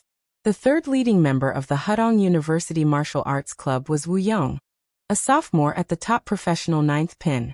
He was considered to have a great chance to enter the dance stage. In addition, the substitutes of Hudong University were not bad either. There were 2 professional ninth pin fighters and 4 amateur first pin fighters. In another locker room, Yu Ji, who was as fat as a sumo wrestler, did not turn on the TV. Instead, he turned his head to listen to the sounds outside and laughed. The 3 brothers from Mingdao will definitely apply for a special competition system. Their competition will be faster than normal. It may be 5 minutes or 10 minutes. Soon it will be our turn. Speaking of this, Yuji looked at Han Peipei, who had dark eyelids and bright eyes. He then looked around at Wu Yong and the others. Gradually, his expression became solemn. Lu Qing is very strong, very strong. Lin Ke is not weaker than me and Peipei. We can't deny these 2 points, and we can't pretend that we don't see them. Yes, Songqing University is indeed stronger than us. In this competition, they are second only to Shanbei and Capital, and together with Guangnan and Huahai, they are a strong team. But this doesn't mean that we will definitely lose. There is a gap between us, but it is not so big that we can't make up for it. Seeing that his teammates had become solemn, Yuji raised his slightly sharp voice and said, "And we have a big advantage. Our goal is only to enter the top 8. When we set out, I told everyone that our goal is to enter the top 8, but only the top 8. In other words, we don't care how we fight in the group stage. Even if we are seriously injured, lose our leading players and lose the top 8, we don't care. Songqing University is different. They want to enter the top 4. They want to fight for the championship. They need to preserve their strength as much as possible for the later knockouts. If they really want to go all out, they will most likely be afraid. Those who are barefoot are not afraid of those who are wearing shoes. This is our advantage." His words made Wu Yong and the others excited. They seemed to see the hope of overturning the popular team, the hope of defeating the strong with courage and perseverance. Yuji's chubby cheeks shook. He looked at Han Peipei and said, "Peipei, you will be the first to fight. No matter who you meet, use your supernatural ability to cause as much damage as possible to create opportunities for the rest of the team." Hudong University used to have a coach named Shin Jinfu, but he had a conflict with Yu Ji and couldn't control the troublemaker, so the university reluctantly fired him. Okay. Han Peipei was an introverted girl, so she didn't say much. Looking around, Yu Ji pointed at himself. "I will be the second to fight. I will fight with all my opponents at all costs. Wu Yong, you will be the last to fight. Don't worry about who you will meet. Anyway, do your best." After arranging the order of the fighters, he took a breath and said, "I didn't tell you how to defeat Lin Ke or Lu Cheng. I just want you guys to not think about what will happen. Instead, you should focus on what's in front of you and fight one match after another. You should give it your all." Wu Yong, Han Peipei, and the others nodded and said in unison, "Fight." In the locker room of Songqing University Martial Arts Club, Geezer clapped his hands to break the silence and attract everyone's attention. "Well, Girl Yan, you tell us the most likely order of Hudong University." He looked at Yin Jeka with a smile.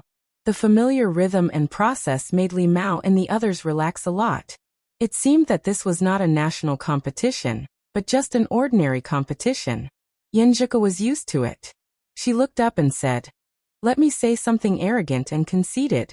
If Hudong wants to beat us, it can only stand on the word fight." Haha. Lu Cheng and the others burst into laughter. The tension in the locker room eased a lot.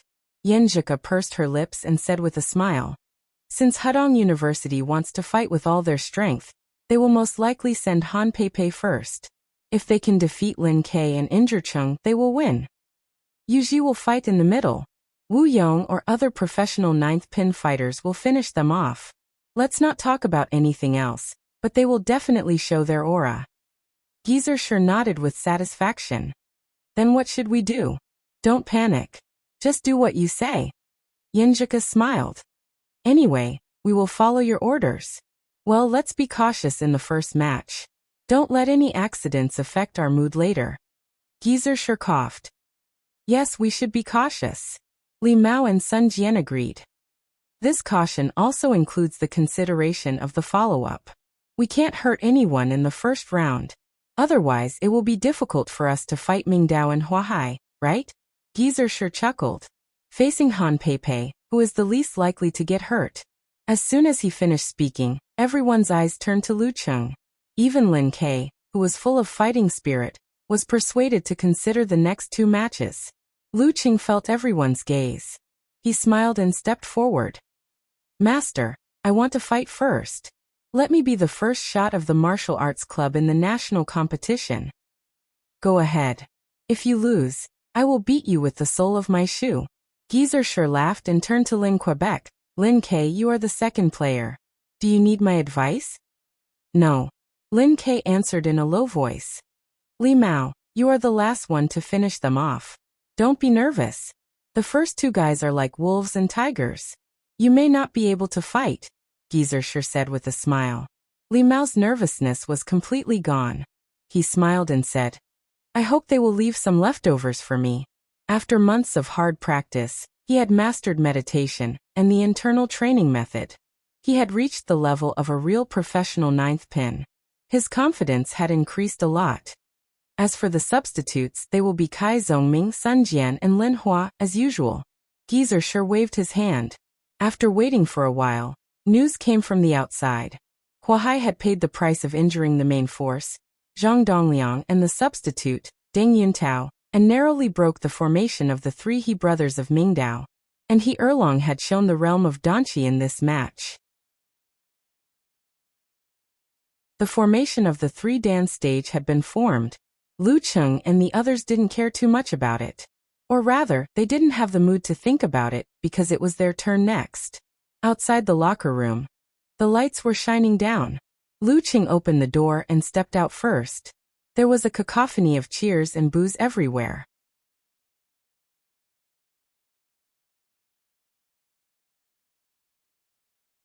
Chapter 368. At this time, there were many reposts and comments under Lu Cheng's Weibo post. Wonton Seller said, Do your best, pat shoulders.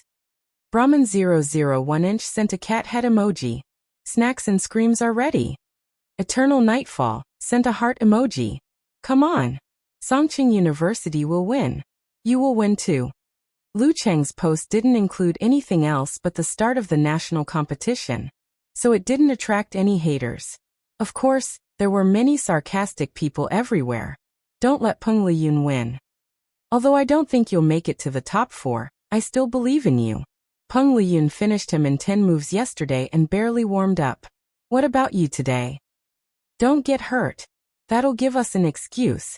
After browsing through the content on the screen returned to the studio. The host, Lu Chong, smiled and looked at the famous commentator, Chen Sansheng. Sansheng, you didn't expect Lu Cheng to be the first one, did you? Well, I did. Chen Sansheng was a former mighty one of 6th pin. Because of his good looks, professional commentary, and lazy personality, he didn't pursue martial arts too much. After becoming an internet streamer, he gradually faded out of professional competitions. It's the first time for Songqing University to participate in a national competition. It's normal for them to be scared. It's understandable for them to be cautious. What do you think will happen in the first round between Lu Cheng and Han Peipei? Lu Chong led the conversation. Chen Sansheng laughed and said, The result is obvious. If Lu Cheng can't even beat Han Peipei, he won't be qualified to be a candidate for the Heavenly Son of the Age. The focus of this round is how much Lu Cheng will consume, and how much damage Han Peipei will cause him. That's right. Han Peipei's sound wave, supernatural ability is very troublesome. Even a 6th pin expert may not be able to escape unscathed. Sansheng, can you give us a brief analysis of the situation? Lu Chong threw out another topic. Chen Sansheng had already done his homework. He didn't even look at the notebook on the table, and began to talk eloquently. The sonic wave supernatural ability has many uses. I will mainly introduce 3 aspects. First, it allows Han Peipei to detect her opponent through the reflection of the sound wave. This allows her to predict her opponent's movements, which is a level higher than absolute reaction. I will introduce it later.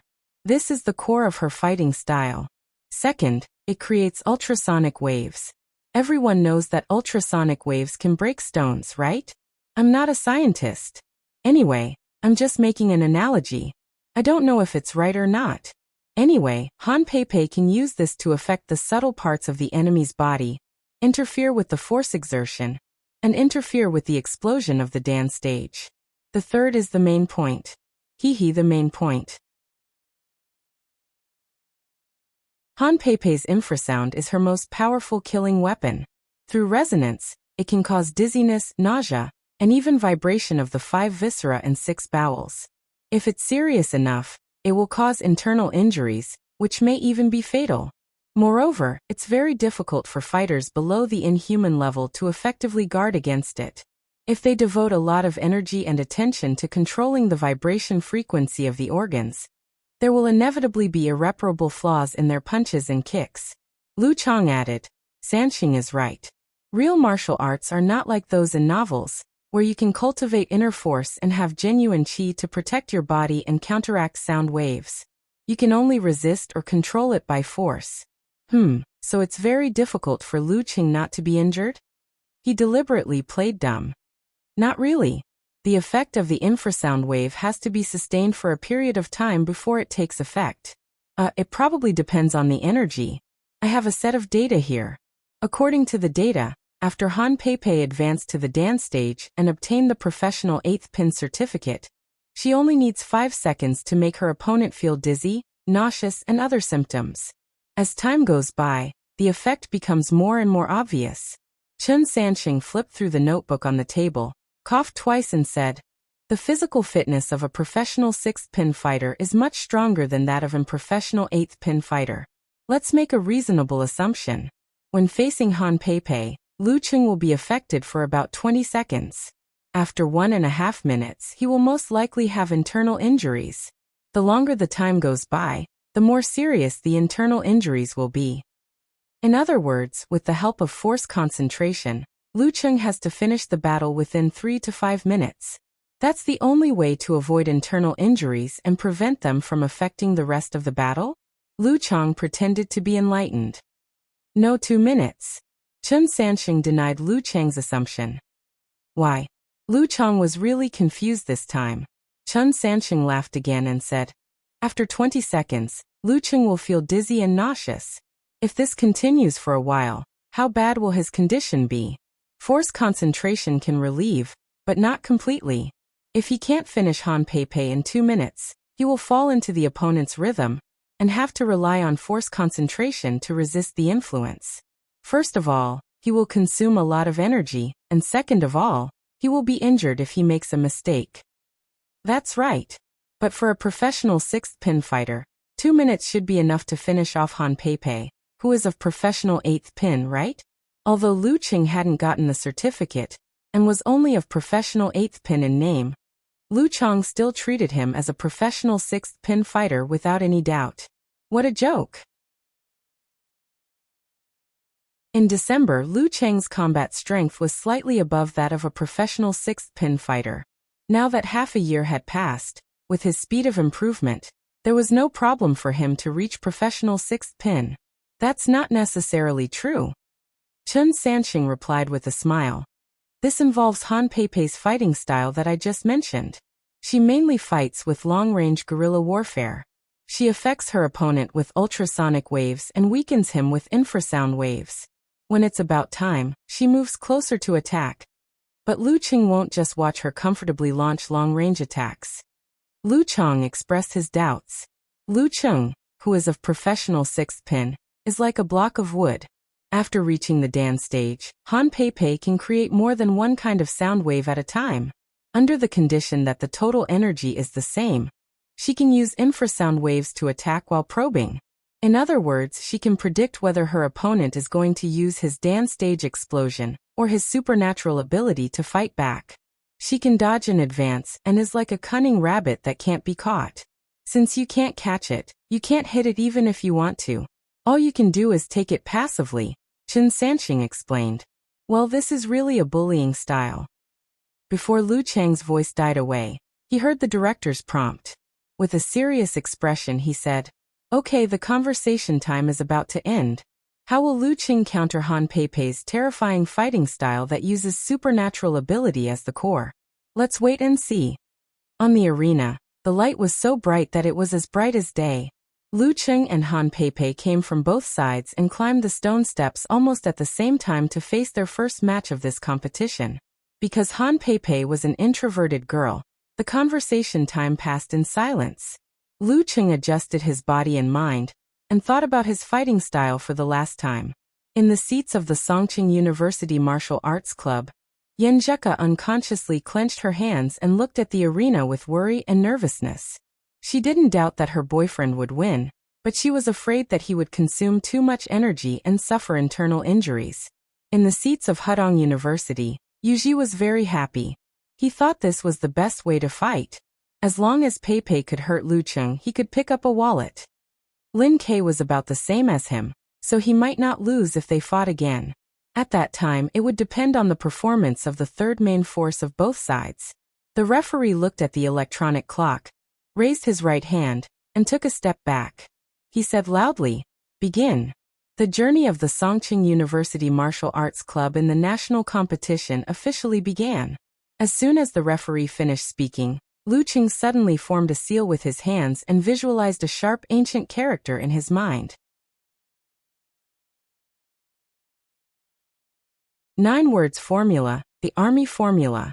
From the very beginning, he had been looking for a quick fight. At this moment, Han Peipei suddenly wriggled her abdomen, opened her throat, and shouted a strange sound first. The sound seemed to be far away, but it was actually very close. It exploded beside Lu Qing and created an opposite wave, which eliminated the army formula from his mouth. The 9 words formula had no effect before the secret was formed. As a powerful supernatural power user in sound waves, Han Peipei had repeatedly watched Lu Qing's competition videos and confirmed that his army formula was a mental attack. After a long time of hard practice, she created her own method of sound wave cancellation. Based on her own characteristics, she opened her mouth at the right time to eliminate Lu Qing's army formula. Seeing that the effect was perfect, she didn't have time to be happy. She stomped her feet and suddenly changed her direction. At this moment, Lu Qing made the explosion of the dance stage. He stomped his feet and pounced on her with a cracking sound, like a roaring wind. However, this wind could only miss in the end. As soon as he landed on the ground, Lu Qing retracted his qi and blood, then released it again and pounced on Han Peipei with the momentum of double explosion. Just like when he beat Lu Xuanjin, he had the upper hand in terms of both realm and physical strength. Han Peipei had already sensed it. She slid and dodged in time. Triple explosion, quadruple explosion. In the chase, Lu Qing only managed to shorten the distance between him and Han Peipei. In the live broadcast room, Chun Sansheng looked at his watch and reminded the audience with a smile. "It's been 10 seconds. Lu Qing's expression didn't change. He changed his footwork and turned into a cold wind blowing from the north. He chased after Han Peipei quickly and nimbly, reducing the distance between them. Han Peipei wasn't nervous at all. She was very confident in her detection ability and dodging skills. When the distance between them was reduced to a certain extent, Lu Qing suddenly raised his arms and made another hand seal while running. Again, Han Peipei was afraid that she would be slowed down by the mental attack. She didn't dare to be careless and made the first sound again. In the strange sound waves, Lu Qing gathered strength in his 5 fingers. His hand seal suddenly changed, and he uttered a different ancient sound than the army formula. "Okay." Boom. He tore through the air and made a crisp sound. He jumped out with a whoosh and was in front of Han Peipei in an instant. He quickly swung his arms. Han Peipei's vision blurred. She had no time to dodge or create a loud sound to disturb his ears. She had to use force concentration and punch back fiercely. At this moment, Lu Qing's fascia sprung and forcibly withdrew his arm. He stepped on the ground and swung his center of gravity, dodging Han Peipei's punch and dodging to the side. The 19th move of the ice sect, Cold Swallow. Bam! In his mind, he saw a frozen river and shaking thunder clouds. His right arm was like a cudgel and struck down. Simplified physical invulnerability. Severe warning. Bam. Han Pei barely managed to swing her fist and block the blow. Her whole body seemed to be frozen, and temporarily lost the ability to think. White frost appeared on her body and she stood there in a daze. Lu Qing shook his left arm and stopped at Han Pei's neck. Lu Qing wins the first round. The referee announced loudly.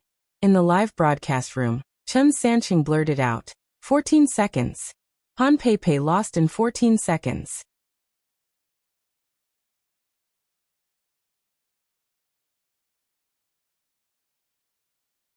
Chapter 369. 14 seconds.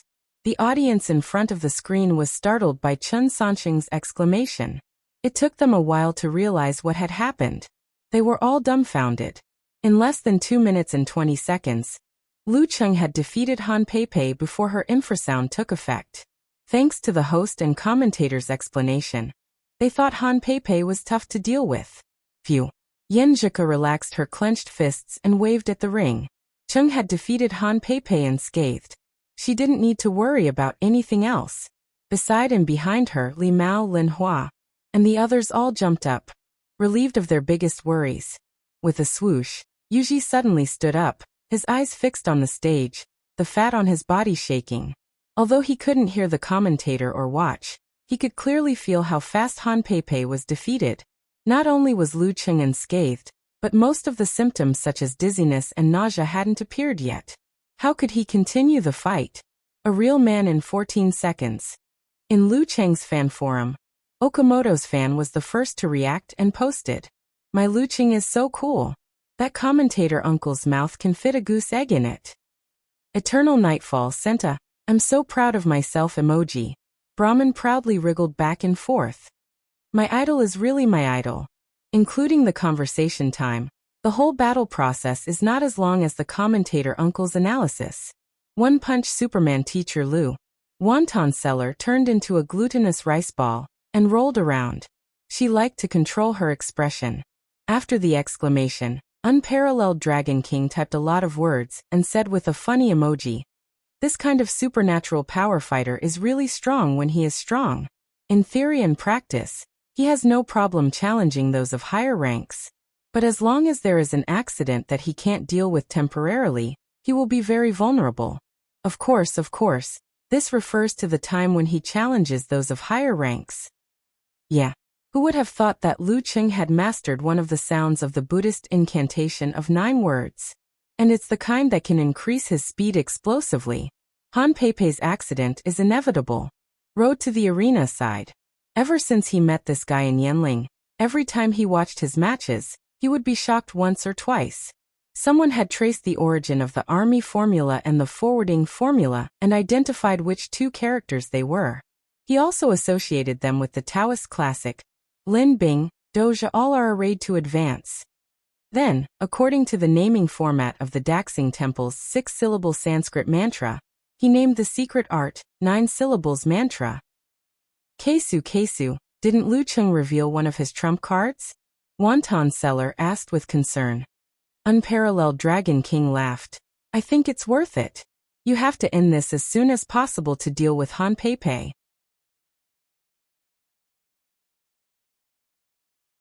If you drag this on and get hurt by her, it won't just affect you in today's match." The healing of internal injuries was always slow. In the live broadcast room, Chen Sanqing closed his mouth to hide the gaff on his face as he listened to the audience's exclamations and applause. Yuji doesn't look good. Lu Chong couldn't help but sigh when he saw Yuji walking up the stone steps like a heavy tank. Of course, if Han Pei loses like this, Yuji will be in trouble. Chen Sanqing, who was experienced in all kinds of battles, adjusted his mood and became relaxed again. Lu Chong turned to look at his partner and asked in surprise, "Why is Yuji in trouble?" Yuji's talent is extraordinary. Not only does the fat on his body provide him with great strength that surpasses those of the same rank, it is also equivalent to a layer of armor formed by thwart kung fu. It is slippery and soft when hit, and it won't cause much damage. Chen Sanqing explained concisely. In gaming terms, Yuji has high attack, high defense, but low agility. He's perfectly countered by a fighter like Lu Cheng. Lu Chang recalled and said. I remember that Yu Ji's moves were not slow. His fists and palms almost left afterimages. His moves are not slow, but his movements are slow. Isn't he a live target for Lu Qing? Chen Sanqing gave his conclusion first and then went on in detail. Yu Ji's current strength and explosive power of the Dan stage should be equivalent to a weak professional sixth pin fighter. A fighter of the same level would be defeated after 2 or 3 punches. However, as long as his vital parts aren't hit, he won't be seriously injured after a few explosions. As for minor injuries, with the recovery speed of his fat, he'll be alive and kicking again in 2 days. That is to say, when facing a strong opponent, he likes to use this kind of method where you hit me and I punch you back. He often puts his opponent in a difficult position and has a high chance of winning. But Lu Qing is different. He has simplified physical invulnerability and supernatural abilities of ice and fire. How many hits can you take? How many times can he take? And in terms of speed and reaction, he's no match for Lu Cheng. If he's not a live target, then what is? Lu Cheng gasped and said. Based on what you said, Yu Ji can only wait for his death. If Lu Cheng had consumed a lot of energy when he was fighting Han Pei, such as dizziness and nausea, or suffered from internal injuries, Yu Ji would have had a chance. But now, Chen Sanqing gave a classic answer. Simplified physical invulnerability is really deadly. Lu Chang couldn't help but sigh. Isn't that right? But simplified physical invulnerability isn't something that can be mastered easily. First, you have to have an inheritance. If you're not a strong person who founded a sect, you can't make something out of nothing.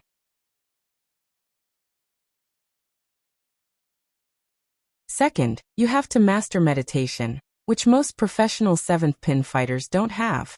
Third, you have to have a corresponding supernatural ability, or your physical fitness has reached professional 6th pin. Otherwise, the simplified physical invulnerability won't be very effective. Chen Sanqing took the time to explain to the audience. At this moment, Han Pei, who had recovered, did a forced concentration to turn the coldness in her body into white gas and exhaled. She turned around and walked down with a depressed expression. Her footsteps were slightly unsteady. Thump, thump, thump. Yu Ji patted her shoulder and stepped into the arena, as if showing off his weight. On the way here he had thought it through.